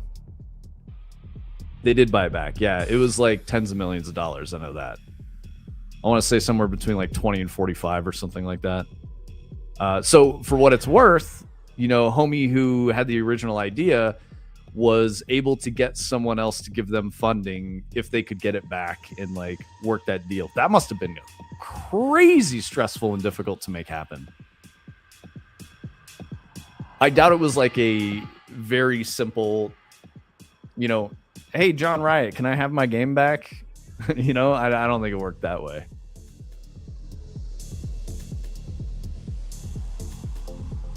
Yeah, I'm not like a Minecraft guy, so I don't think Hightail is gonna be for me. They moved engines in 2024, which is another crazy move. Yeah, didn't they were originally building it on Unity or something, and then moved it to an entirely new engine and basically rebuilt the whole game. But the version that we're getting is from before they did that. Oh, what the fuck? So we're getting the OG one. Yeah, Riot bought it from them when it was pretty far along and then said, we want to put this in a different engine. Spent all of the time since they acquired it, putting it into the new engine, then canceled it. And then when the Hightail people got it back, they took, from what I hear, it's literally the last commit before they went to Riot and just kept building on that once they got it back. Oh, that's cool. Yeah. I hope it's good. Just came out and it's effectively it's 2 months of new development on top of a game that got put down in 2019 or something like that, and it's as if that entire period of time in the middle didn't happen. That's sick. I hope it's good. That's a cool story. I like that, and I hope they find success and they can keep making good shit. Didn't the Hightail people just buy the IP back itself? Maybe not the actual code. I mean, Tony just explained it on me. I don't know if he's still talking about it when you wrote that. Yeah, imagine spinning the P4 repo back up. That'd be crazy. That would be crazy. You'd be like, oh man, there's a lot of cobwebs in here. This shit's weird. Someone should have mopped the floor before we shut the doors. I feel like I drove Brightside away with my Brightside impression. Because he said some shit and then just disappeared. He was like, this motherfucker right here. Brightside, now you have to do an impression of me on your stream later tonight. I'm already gonna regret that. They had options. I don't know the details of what they decided on. Oh, okay. Yeah, I'm sure that it was a very complicated deal, and I bet nobody's really gonna know until the game's out and they do like some no-clip documentary in 5 years or something. The miraculous story of Hightail. Get a fucking hour-and-a-half long video essay. Hey, you ever heard of Destiny? Yeah, I'm that guy. No, I'm not that guy, Destiny. That guy, Destiny's, that's a different guy.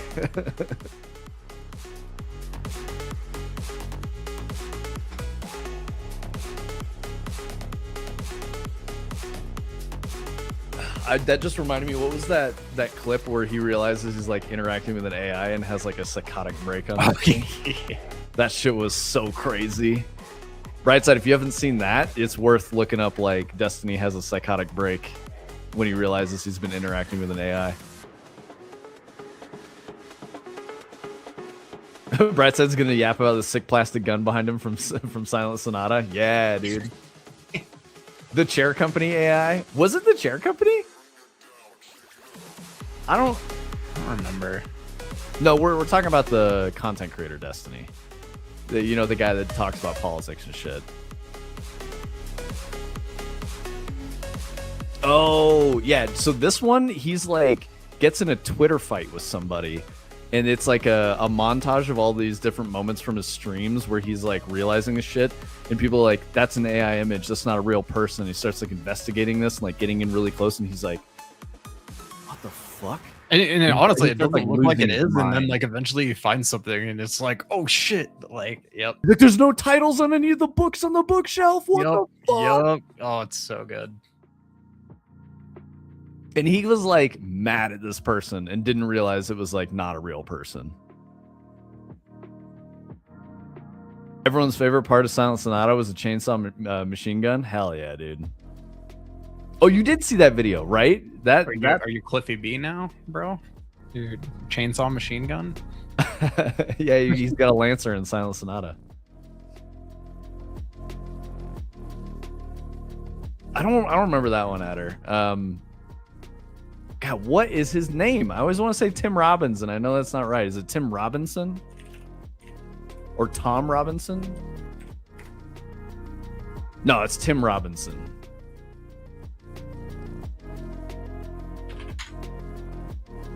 Yeah, yes, Chonglokian, dude. Yes, that's it. Yes, dude, that shit is so weird. That's so weird. That's a well-made video. Egon. Yeah, Egon. That was it, dude. Cholakian, some shit Egon like that. Cholakian. Yep. From Ghostbusters, right? Yeah, Egon was his last name, but yeah. Yeah. Yeah, Tim Robinson's still hard for me, Adder. I mean, the Dan Flash's shirts bit that keeps running through I Think You Should Leave is one of the funniest fucking things ever, though. That shit kills me every time. Carl spent all of his per diem on these shirts. It's so good. Shut the fuck up, Karen.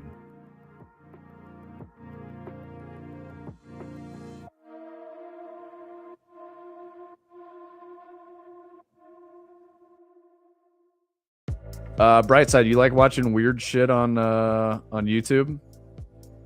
I'll send you something. I'll send you something real spooky, dude.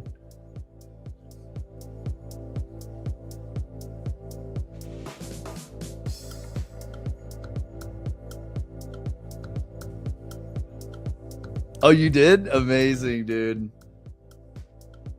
The Dan Flash's one is it's my favorite. Nice. Wait, what's PBA? Vintage PBA clips? Do you know, Tony? Sorry, what? Adder was saying they were watching vintage PBA clips. Nope. Dude, I don't know PBA. I'm sorry. I probably do. I just would, I wouldn't think to call it PBA. I'm that guy. Yes, I am. Oh, wait, you were watching professional bowling clips? Nice, okay. What the fuck, dude? If you guys don't know and you haven't watched Brightside, you can absolutely distract him from doing anything productive whatsoever and get him going down a rabbit hole of weird shit, which is always very funny. It's very fucking funny. Yeah, Pete Weber's definitely more than just bowling. Yeah, that dude's wild.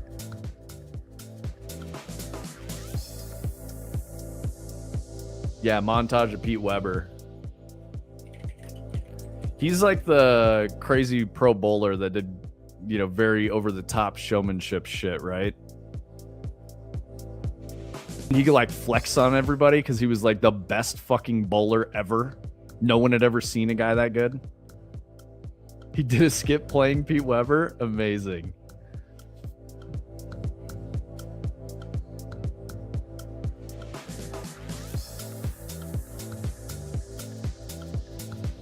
Yeah, like this dude's wearing like mirrored cycling glasses while bowling. What a guy. Isn't Kingpin kind of based off of Pete Weber? With Woody Harrelson and fuck, dude. Who's in Kingpin?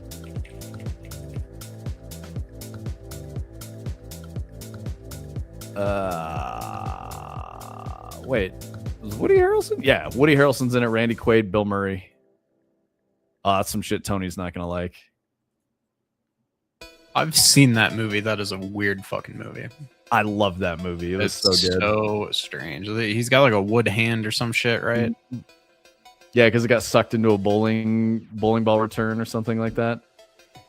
It's such a weird movie. It's just like one of those that was like on Comedy Central. I was playing World of Warcraft and just kind of like, what the fuck is this movie? The clear bowling ball with the rose in it is like one of the goatest. Like, it's so good. It's one of the best fucking things ever.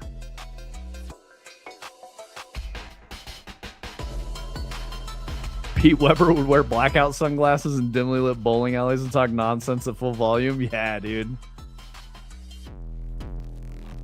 Only 2 times matter in your life: pre-Pete Weber and post-Pete Weber.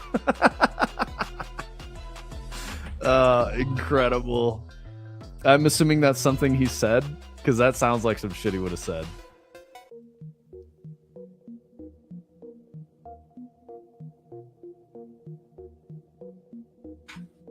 Brightside, I need you to also know that like Pizza Chicago lives in my fucking head rent free, and I just will sometimes randomly be like walking through my house and be like, Pizza Chicago, and that's all your fault. 100%. What is your that? fault.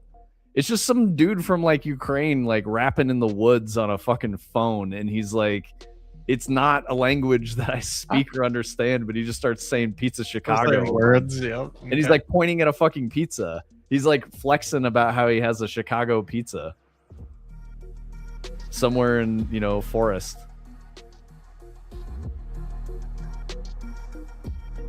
The aura was on another level for Unk. Yeah, true. Yeah, Eminem from Chernobyl. Yeah, exactly. Right side, I feel like you're not young enough to be saying the aura was on another level for Unk. Sorry. Oh, shit, dude. Just some personal advice, maybe. Oh, he got sponsored by Chicago Deep Dish Pizza? Fuck yeah, dude. Yeah, it's just like a guy making TikToks in the woods. He looked like one of the characters from one of the guys in like those Russian hard base videos I was sending you before stream. Of course. He looks like one of those dudes, but he's like probably in his late 40s, 50s, something like that. Like, that ambiguous range of like an old man between like 40 and 65.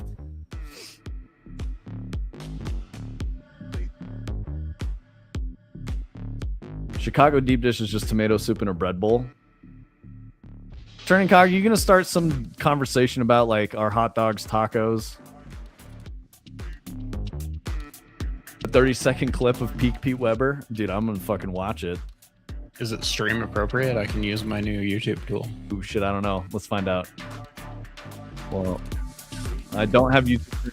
I'm getting an ad right now, Liberty Mutual, and it makes me want to fucking. Oh, I wonder how the tool will myself. handle an ad thing like that. That's a good point. Yes, dude, burn those ads down. We're just gonna yellow it and see what happens. Oh, he said it's from live TV, so it's stream safe. Yeah, let's watch this shit on the stream. Let's do it. Oh, no ads. Let's go. You hear the sound on the video? No, That's probably okay. I just wasn't sure. no, I can't hear it, Tony. Okay. This dude looks like fucking Cyrus from Trailer Park Boys. Yes, he does. Holy He shit. looks absolutely like Cyrus from Trailer Park Boys. Can we start it over with sound?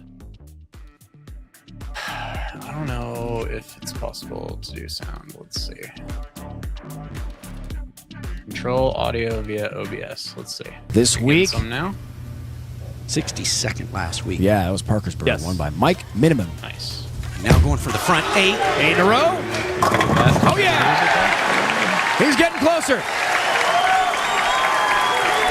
Yeah, but he wants to do this with in the the sucking title hand match. I motion. guarantee you. He wants revenge on Wes Malott after Wes beat him in position round last night. I'm gonna get demonetized over this.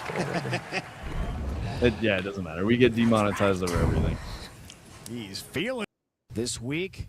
Fucking Cyrus, bro. 62nd last week. Yeah, it was Parkersburg. Won by Mike Minimum. That's right. Now going for the front eight. Is that what he 8 said in at a the row. end? That was his catchphrase. Oh, yeah. He's getting closer. Why he looks so serious? Because he's a serious guy. What do you Yeah, mean? but he wants to do this in the title match. Playing a I serious guarantee game. you. He wa- That dude's not fucking around. He's there to bowl.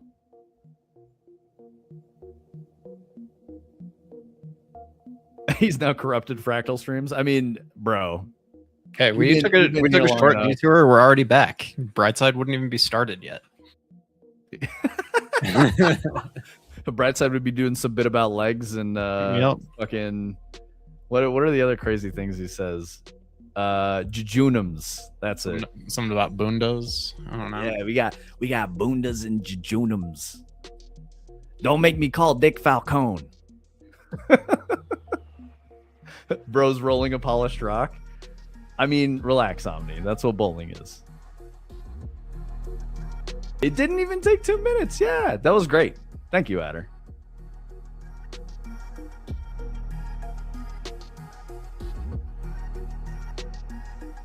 Brightside, last time I was watching you, you went off on some jejunum shit and chat was going berserk. What the fuck People is were like like- jejunum?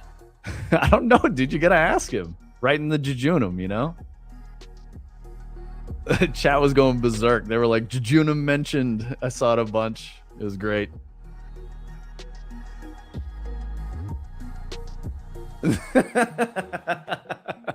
Yeah, exactly, Brightside. God forbid a dude has to be the yapper and the dev. Bro, you're great at both. Don't worry about it. You're a good yapper. Very entertaining streamer. Turning Cog, you gonna be okay now that we watch the bowling clip? I just want to check in with you. Make sure you're good, brother. How's Cursor doing for you, Tony? We're trying to make a pickup item here, so we're just- I'm playing the game as an exercise for this, so just kind of mostly doing what it tells me. So that's why I'm just asking it what to do and doing it. So. You used to be in a bowling league, Turning Cog? I believe that. Some Wisconsin type shit. I mean, fuck, dude. If I live in Wisconsin, I'd be bowling a lot. Bowling's great, dude. Like, don't think I'm hating on bowling. Bowling is a fucking good time, man. Especially with how much beer you can drink while you're bowling. It goes so well together. As if the bowling facilitates the amount of beer that you're able to drink. It does. It does. Depends on how many frames you're bowling, man. Turning Cog's gonna agree with me. I know it. He's gonna be like, "Oh yeah, absolutely. It's a vehicle for drinking beer. That's what bowling is." It's like darts. You ever play darts at the bar? No. Dude, darts is great when you're drinking. Really good for that. See? My partner is laughing about how right you are about bowling. Yep. Yes, Adder. Adder, so we're gonna be out there soon. You were saying you got time and all that, which is good. I was trying to tell you we're gonna go see Dad in Houston for a little bit and then drive up to Austin. It'll probably be dude, I don't even know what days those were. I think it'll be the weekend we'll be in Austin. Cork or digital? Ew. Cork, bro. That's crazy. Yeah, what do you mean? Digital dartboard is so gross. My old job, we used to have a dartboard in the office. At least 2 people almost got a dart to the head. Bro, you got to check yourself. You can't just be walking in front of the fucking dartboard.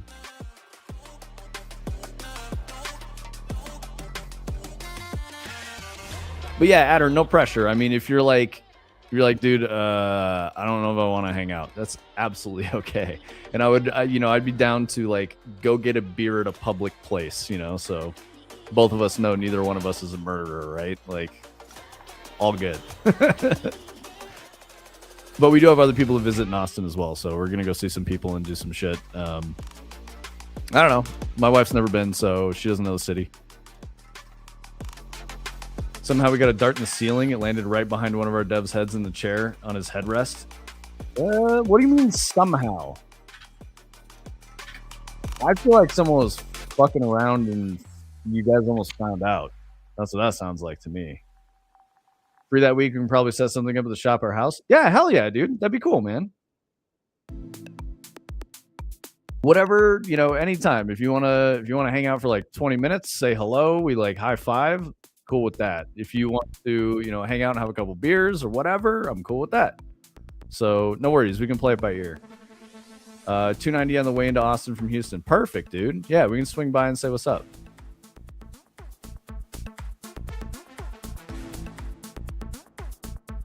Wait, who's JK?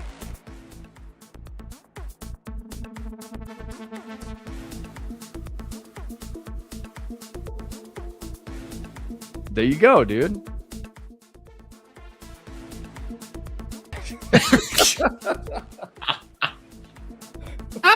Dude. Wow. That one got us good. Oh my god.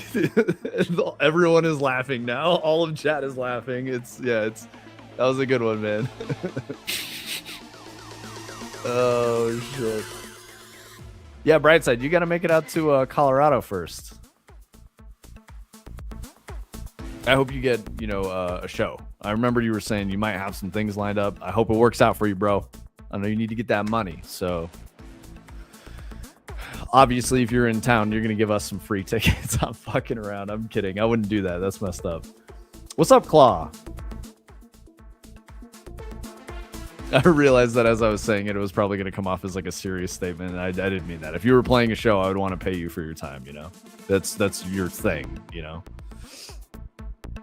Yeah, how you doing, Claw? I was trying to remember what your old name was, because I feel like we talked about some shit. Yeah, no worries, Adder. Take it easy, brother. Yeah, have a good one. Have a good weekend, too, if we don't see you. Trying to diagnose a replication issue? Yeah, Peepo's sad for sure. Okay, Turning Cog, were you doing what movie was that with the claw? I feel like it was Jim Carrey. Was that Liar Liar? I think so, yeah. Were you doing Jim Carrey the claw, or were you doing like Toy Story the claw? The claw. Inspector Gadget the claw? I guess it'd be Dr. Claw, but still. Oh, Johnny Knoxville. I got it. That's the JK. All right, I'm with you. Oh, Claw, you just missed him. He had to dip. He's taking off.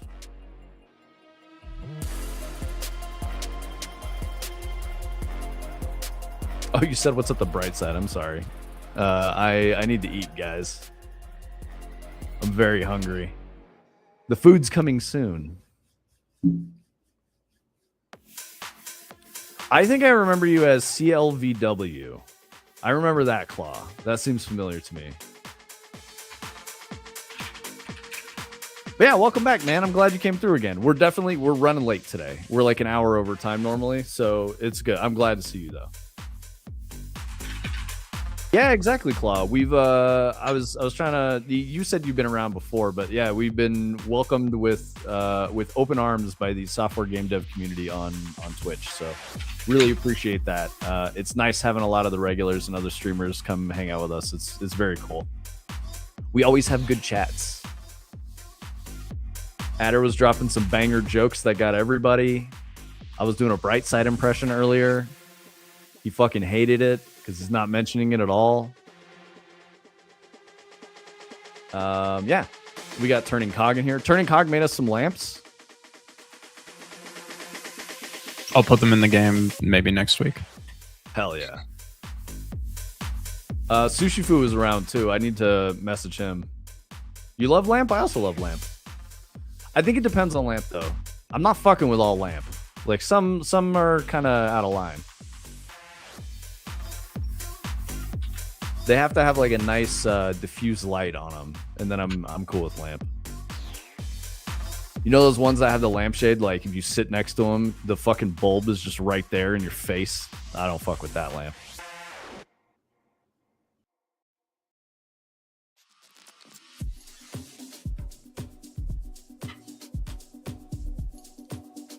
What are you saying, Omni?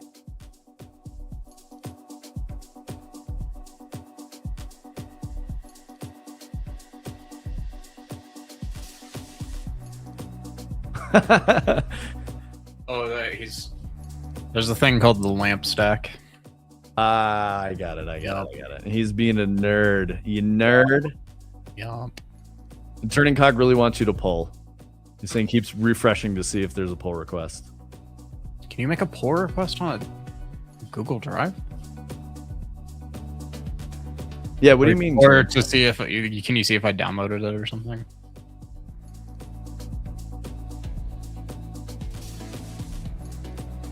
He's probably excited. I bet he wants live reaction to lamp.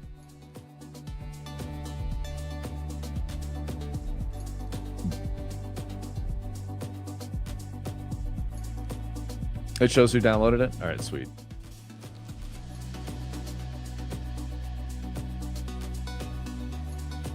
He wants live reaction to lamp.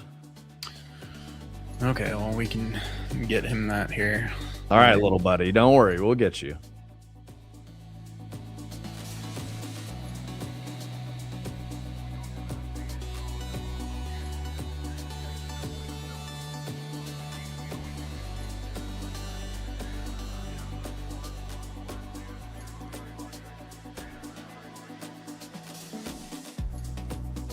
Brightside, you got plans for the beat off this evening?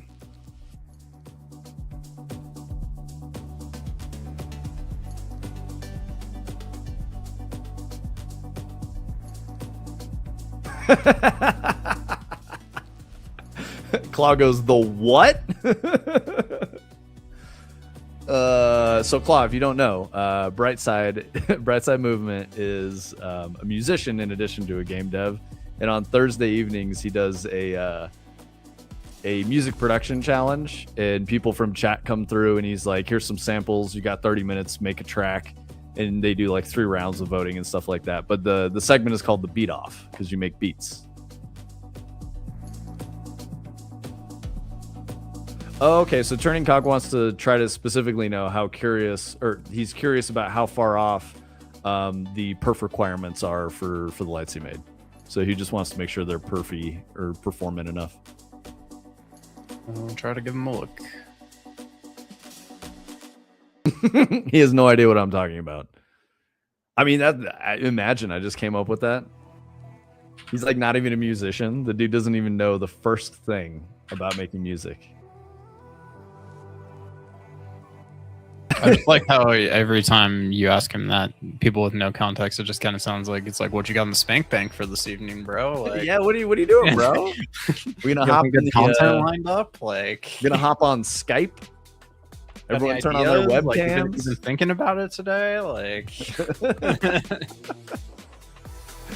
Oh shit. Pete Weber? Hell yeah, dude.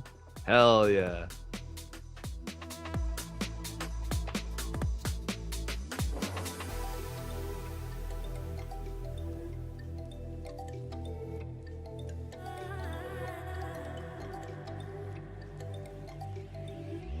Brightside, you should do the protagonist from the video game Daikatana. There's a bunch of good ones there. I can't leave without my friend Superfly. Yep. My buddy Superfly. My buddy, sorry, yeah. Yep. Those are fake words, Turning Cog. I assume that's music stuff. DDJFLX4, and I love that little thing. If he's saying Serato and Record Box, then yeah, definitely. Some sort of controller, I imagine. No, you're not wrong, Claude. Dev words sound fake too. I worked in telecom for a while, and I promise you all those acronyms sound fake as fuck. It's just nonsense. I mean, it makes sense, and it's easier to just say the acronym than all the things.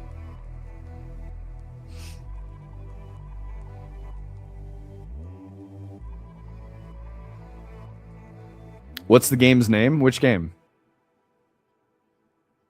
Oh, it's called Daikatana. Oh. Yep, sorry, Daikatana. Here, I'll spell it for you, brother. It's from... It's old, like early 2000s. Yeah, that was like on the N64.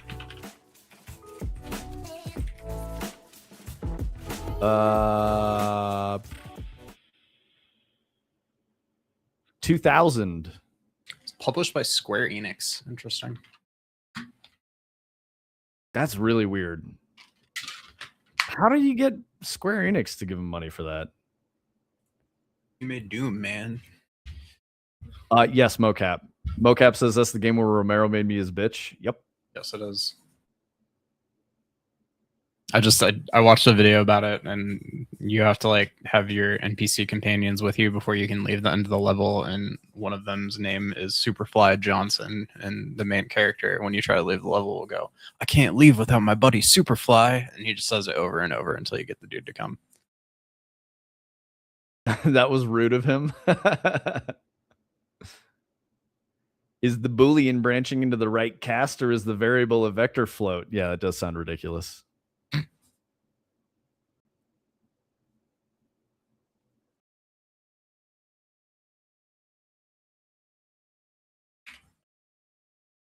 I mean, I guess anything that's like kind of complicated is like that. I was thinking about like car parts and like firearms parts and ammo designations and shit like that.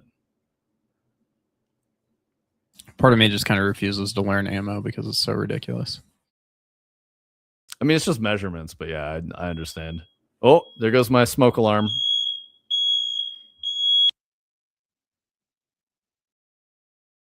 That was crazy. That sounded like that was in my house. It was wild.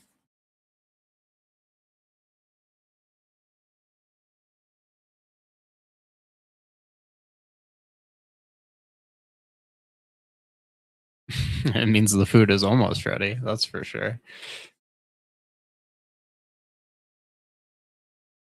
It means that she opened the oven without like the vent hood on or something like that, so it just like had a lot of hot air that like went up to the...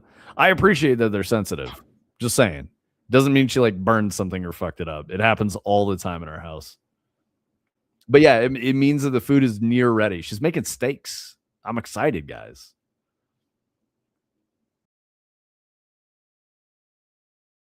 Obviously not optimized so the project makes your PC catch fire. Yeah.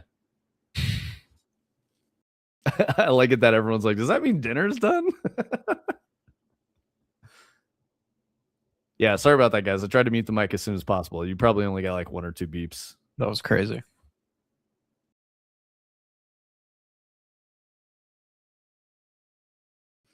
Yeah, good old Daikatana. That could be some interesting audio clips to farm.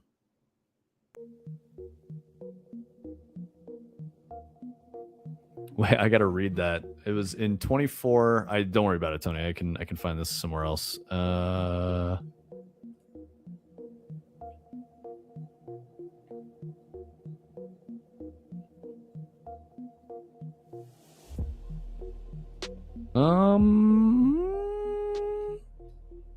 Where the fuck was it? Maybe I gotta go to Steam for that. Yeah, we'll do it. We'll do it. We'll go to Steam. Oh yeah, you definitely see Lyra. Yep. I'm trying to do some Lyra things for sure.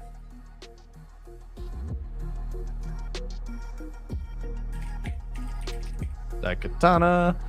Oh, Claude, were you here when we were talking about what we were doing with this? Like what Tony's doing right now? He's trying to vibe code a Tarkov inventory system.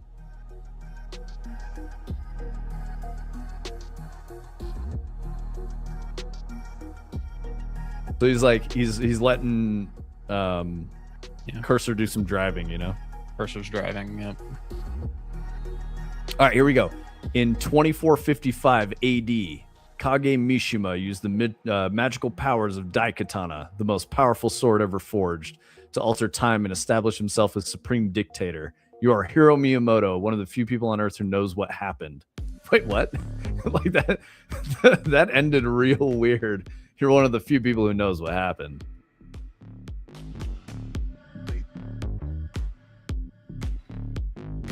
Wow, it says this is similar to BioShock Infinite and Ultra Kill. Holy shit. I would not. Damn. That's fucked up to put that in the same box as BioShock Infinite. Dude, who is doing this? That's so fucked up. Yo, I have someone on my list who actually owns this. What the fuck? Do you? Uh-huh. I almost want to play it just for the memes. It looks hilarious, but ooh, I don't know. It requires 512 megs of RAM. supposedly they said the player controller feels really good, and it's like the only positive point that they could really make. But they're like, you know, very dialed in feeling FPS. 512 megs of RAM is a lot these days. Yeah. I'm pretty sure Chrome chews on like 8 gigs of my RAM anytime I open it. For sake, Chrome, use Edge. I mean, I have already, actually. I don't know if you guys know this, but I've been an edgelord with the new PC. That's what's up. Just edging all day.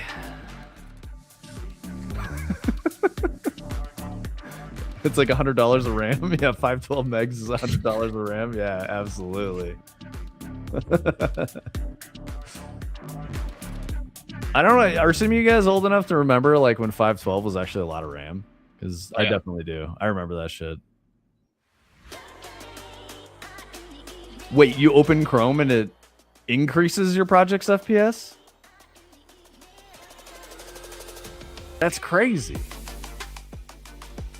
Your project has too much RAM and it doesn't know what to do with all of it. That's your problem. You gotta take some away. Yeah, dude. Tell it not to eat all the RAM at once.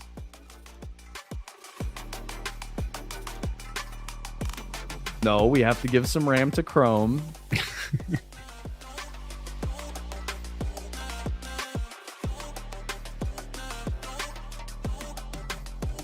So painful to use Unreal with my UI this big. Just saying. Oh yeah, you made it bigger so that chat could read it. Yeah, it's 2/3 of an entire like 4K monitor. Dude, that's really weird, Claw. I bet you have a checkbox you need to click in Unreal, and then you'll get better stuff. Are you talking package build or play in editor? First laptop had 512 RAM. It was used in 04, and that was the most RAM I'd seen in a machine up until then. Yeah. No, I think I agree with that. Like my first PC probably had 512. I think mine had single digits of megabytes of RAM. Nice. Like 4 megs. Yep. That was a Windows 3.1 DOS machine.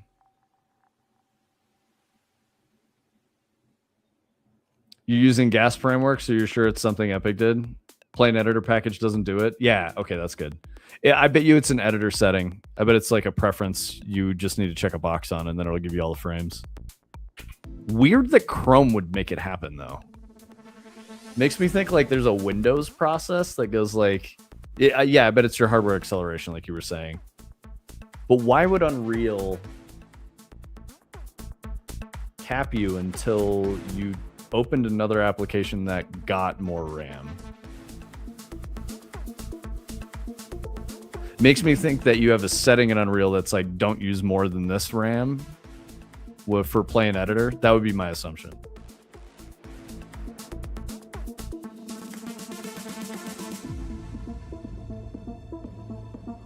Yeah, I don't think it's a project level issue. I bet you it's I bet you it's like a editor preference for playing editor.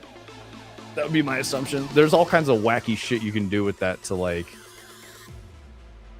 I guess it's useful. I bet it's useful for like perf testing and stuff, because then you can kind of like make a profile and use plant editor to like kind of pretend to be a different spec of a machine, maybe. I was trying to think of like why you would want that, or like why Epic would put that in the engine, and I don't know. Sounds like some shit that nobody wanted, but they put it in anyway.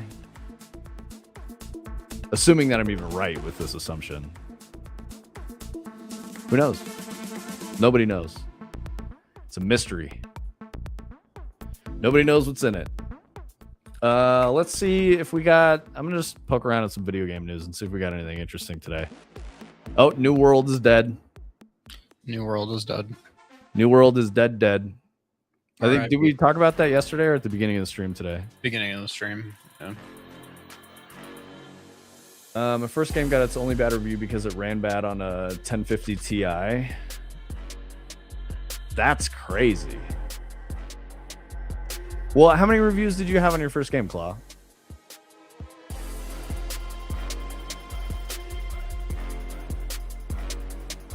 $27? Yeah, I guess one bad review out of that is going to suck. But do you think that's legitimately going to influence like the sales of the game? Oh, I remember that turning cog. New World came out and it was cooking GPUs. I remember that. I didn't play New World because MMOs are not something I'm interested in playing nowadays. I don't want to play like a realistic musketeer MMO. I don't know. I was not into it. The Age of Exploration wasn't doing it for you? No, not at all. I don't blame you for that. Yeah. Let's see. Oh, interesting. Squeenix has Life is Strange reveal scheduled weeks after the ESRB leaked that the game was going to get revealed, apparently. Separate the real from the rumor. Join us for the exclusive reveal of the next Life is Strange game. How do you guys feel about Life is Strange? I don't know that I really fuck with those games. They're kind of like Telltale. Where it's like a visual novel, sort of. It's like a video game visual novel. Wait, it's not the one with like the Rick and Morty talking gun? No. Life is Strange is like... I want to say you play as like a teenage girl or something like that. Okay. Yep. For sure. You like go through life experiences and talk to people. You go through life experiences. Yeah. Yep. Like meet people, have discussions. It's like a drama film in a video game form, I guess. Yeah, I don't either, Turning Cog. I respect them, absolutely. I think it's important for the art form to have games like that, but they don't appeal to me. I need more stuff to do. You know, I get like I've told you guys before, I will watch a movie or a show while playing a game. If a game can't make me focus enough on it, it's hard for me to want to play it. Yeah. So I could get bored pretty easily without like high skill cap or, stuff to do that occupies my mental threads. Arena was supposed to have something going on today, like a showcase. Let's find out. Resident Evil 9 showcase. That was yesterday, from what I'm seeing on YouTube. Requiem, new gameplay details and demo. Wait a minute. Is this... Hang on. Sorry. Yeah, these are some jabronis talking about it yesterday. My bad. Resident Evil showcase taking place on January 15th. Yeah, you're right, Claw. 9 hours ago, how to watch, start times. Here we go. IGN, what we learned. What did we learn, IGN? Showcase is taking place at 2 p.m. Pacific, 5 p.m. Eastern, and 10 p.m. UK. So that just happened a couple hours ago. Post-show discussion stream to follow, though it's unclear exactly what it'll be about. Where do I find the actual fucking thing, guys?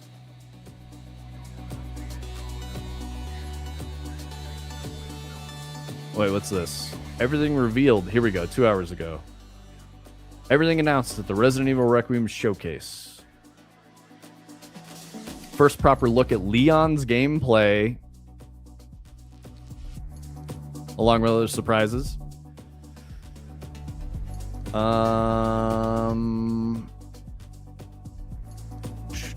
Some exposition because you're an article writer.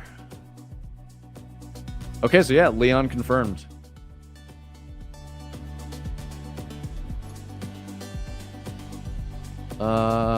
Showcase stuff. 1 month to catch up on 30 years of games. Nice. You should just put her down in the first village part of RE4. Be like, just figure this part out. And you'll be good.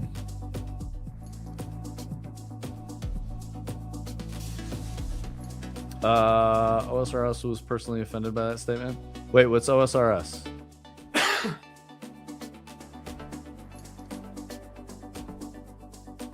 Never played it. Visual novels aren't my speed. Respect the art, but I play games to have fun, not to experience someone else's problems. Yo, real. I do like experiencing someone else's problems if it's like tasteful and makes sense to the story in a game. Like I could do that. That's cool. Like Last of Us, the first one. Second one was okay, but I think the first one was much better.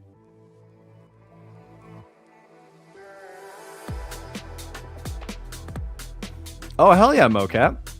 Wait, Mocap, are we following you? I gotta make sure I'm following you on main, bro. I'm sorry if I'm not. Yes, I'm following you. Perfect. We following Claw? Let's follow Claw. Claw, are you following us?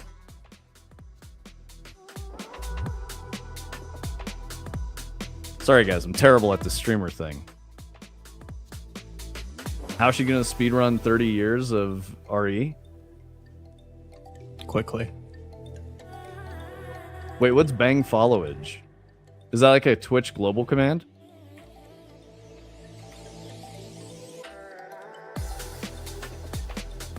Follow age? I was reading it as followage. Can Tony chat in your channel?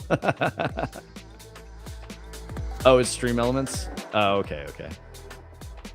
Yeah, we do all custom rolled stuff, right, Tony? I don't think we have any like Stream Elements stuff, right? Nothing like that, but I could set up follow edge real quick. Yeah, like Tony built all these things that we use for the stream, which is very cool. I like that because we don't have to use someone else's shit. He's just like, I can just make that. Which is very, very cool. Yeah, like when we want to talk about things, I have this interface. Oh my god.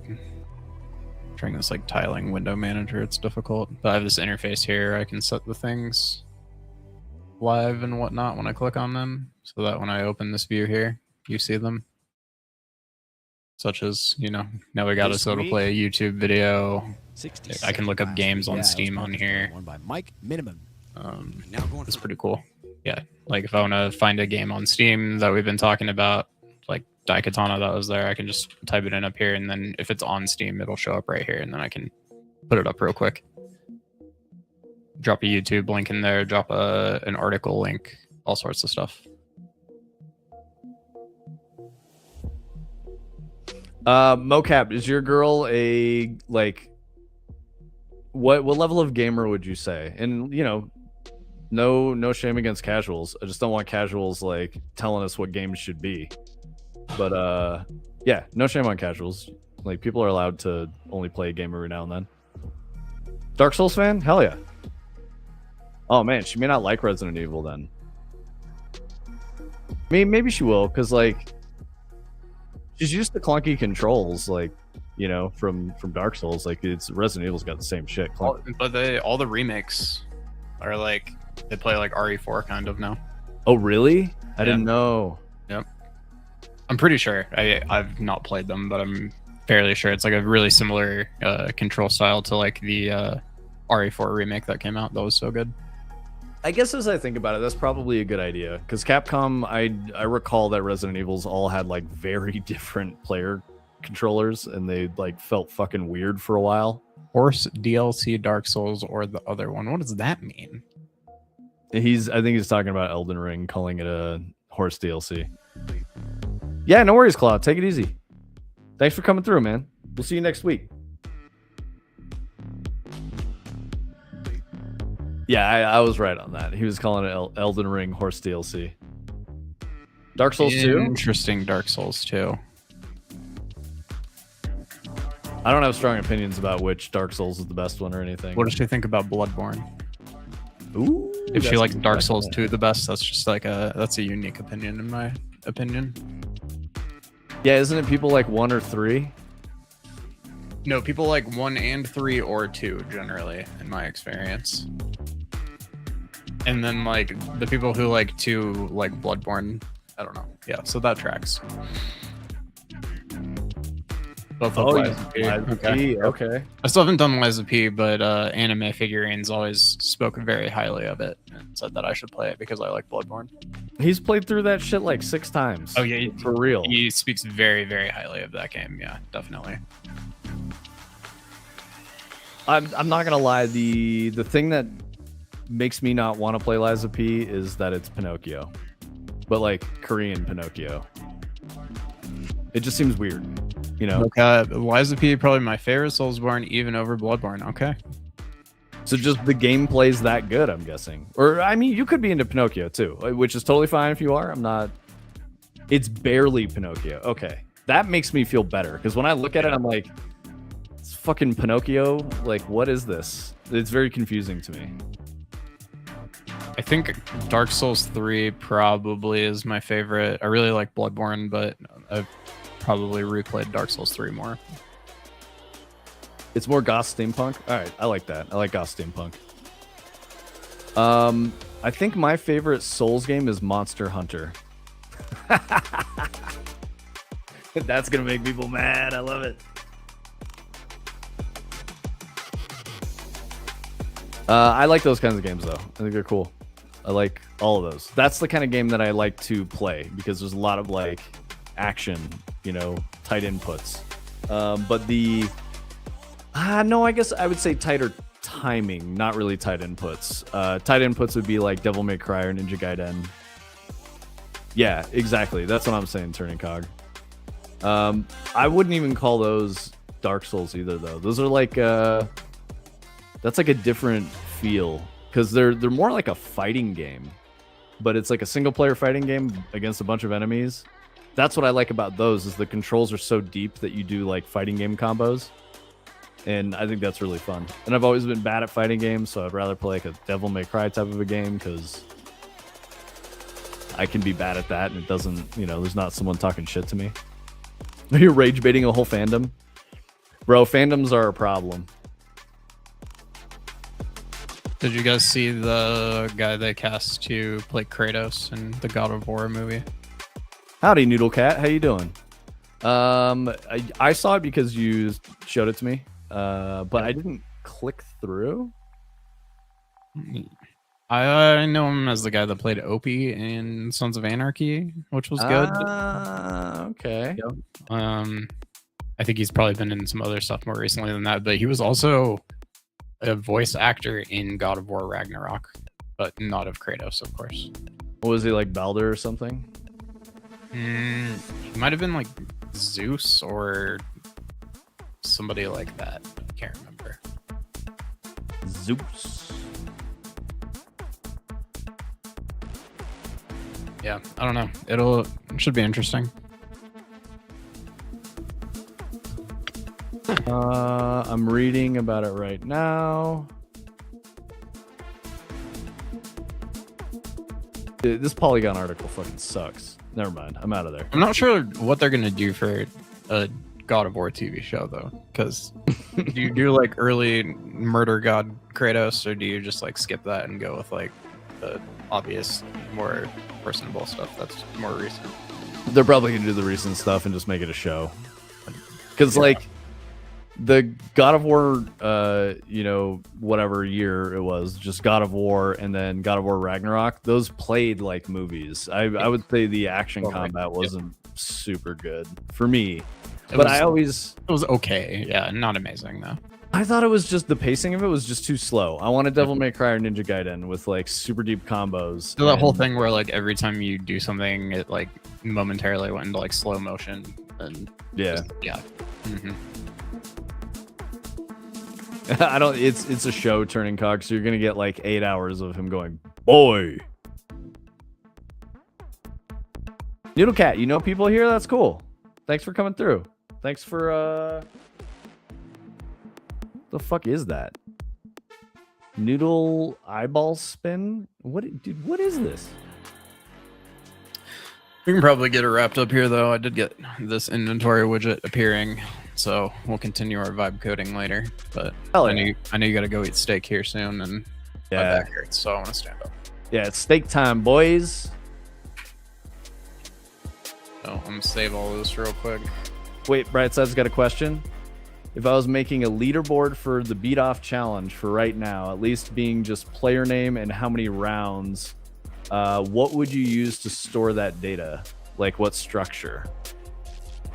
Where are you storing it? Are you storing it in Unreal? Is that what you're talking about? Yeah, I think he's trying to... I'd probably put it in a data table. Yep. Yeah. Yeah, data table, bro. That's the way. Put it in a data table, or look into something like Supabase online and use the HTTP server in Unreal to interact with that. If you ever want me to show you how to do that, but you can't write the data table on the fly. Why? That's so weird. Are you trying to do it like automatically?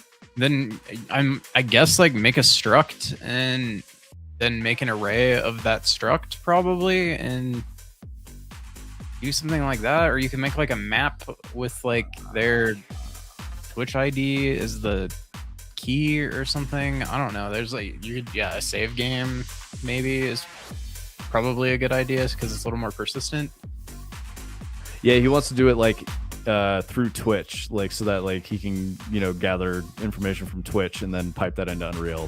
I think that's what he's asking.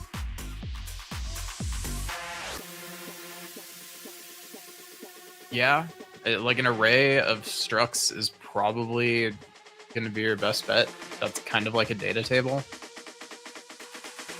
And then put that in a save game. The only weird thing with putting it in a save game and like everything that we're talking about is like it would have to happen in runtime as opposed to like in the editor, which depending on your workflow might be fine, but yeah.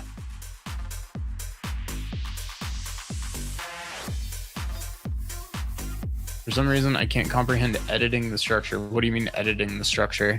Like, so what you would do, just real quick, is like go in here in your content of your project or whatever, make a struct with your, I'm just going to call it test. And we're going to crash the engine. There you go. That's all the help you get. Sorry, Brightside. No, you're a good brother. It wasn't in the cards, man. The universe said absolutely not, Brightside. Yep. You will not learn this before your stream. No, like we can keep talking through it. Keep going. I'll try to get it reopened, but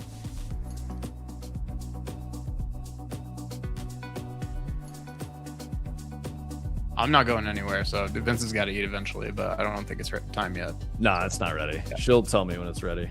make a struct. The struct itself, when you get in there, you're going to add 2 things at the top with the add button. It's going to be a string for the name, and then the other one's probably going to be like an int, because it's like a whole number for how many times they've entered. And then let's see if we can get it to do it without exploding. Oh, I just got a message. It is ready. All right, I'm going to. You can jump, and I'm going to shut it down as soon as I'm done with this. Love you guys. Have a good weekend. Enjoy the bright side beat off tonight with the boys. But yeah, thank you everyone for coming through and chatting. Good luck, Tony. All right, later, brothers. So then, Brightside, you need to reference this somewhere, and so you might want to do it in like a game instance or like your game mode or something like that. I'm just going to kind of set it up similarly to what I would do or what you would do. So we got a string, we got an int, saving it, and then so something that is fairly persistent is what I would use. I'd probably do a game instance, especially if you're doing a save game. I feel like that's one of the better places to do it. But so if you're going to do that, I'm just going to use this game instance right here that's in this project already. And then, we can make a new variable here. We're going to set it to the struct that we made. Mine was called test right here. And then if I make this an array, now every entry in this array is going to be a struct with a name and a count. Updating this might be a little more difficult, because what you would need to do then is like update struct.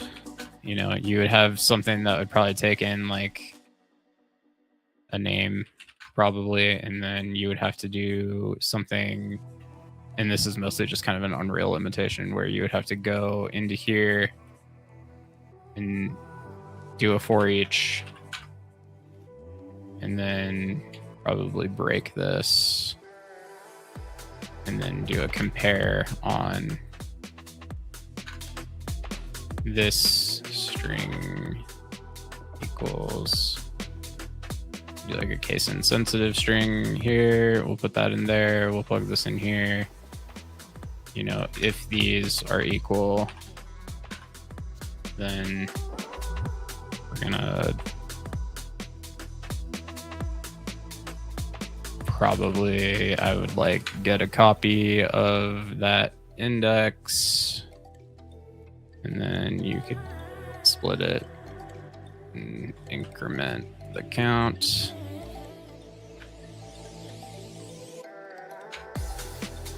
And then set the array element at the index.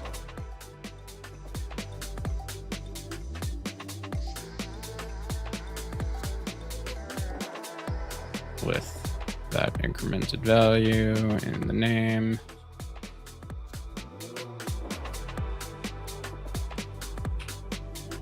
And then use a for loop with a break, and then you could break it when you had already done that. Attorney Cog says Twitch integration is shit. You can have viewers link their account that could generate the name. Boom, I have a better fucking clue about internals of how to call it. Yeah, I mean, what I've ended up doing, and it's a little more extra, is just like I have all of the Twitch events being processed by a server, and then Unreal talks to my server so that I can kind of control and kind of middleman the Twitch stuff, I guess. That's a little bit of extra work, but if you're trying to even do something manual, I think something like this would probably work. So again, you can make this one a for each loop with break, and plug this guy into it and get rid of this.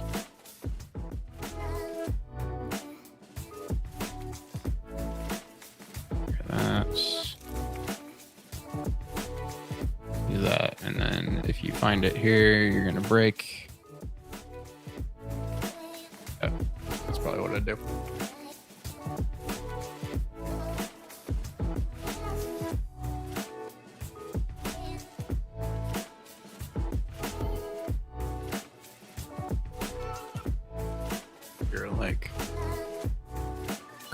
competitors or something like that.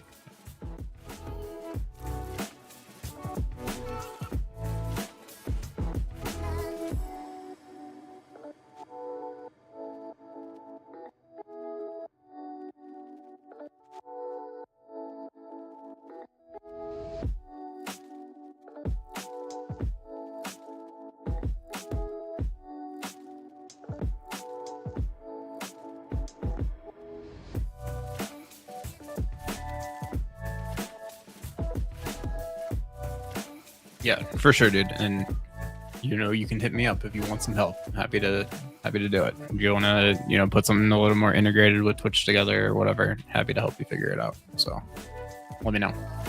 I'm gonna get it wrapped up now, and I'm gonna delete this now that you got a screenshot of it. So the fact that it's 30 minutes away is making it so that the pressure is frying my brain. Yep, no, totally understand.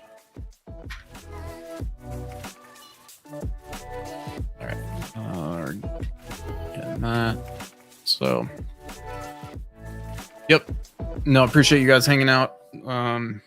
Went long today, but I did actually kind of want to try to get this inventory thing going. Every time I try to do these Lyra, you know, replications of their existing systems, it's a lot of just fiddling with it until I actually get it working. So, you know, it took me all of that time to kind of get it to where we could just see this inventory widget, but it's good progress. So I may keep working on it off stream, and I'll show it off, you know, next Wednesday or something. But if you guys have any questions about kind of the workflow or what I was doing with Cursor or anything like that, you know, always happy to chat on Discord or, you know, jump on a screen share or whatever, give you guys a hand. So yeah, hell yeah. There it is one more time. So boom.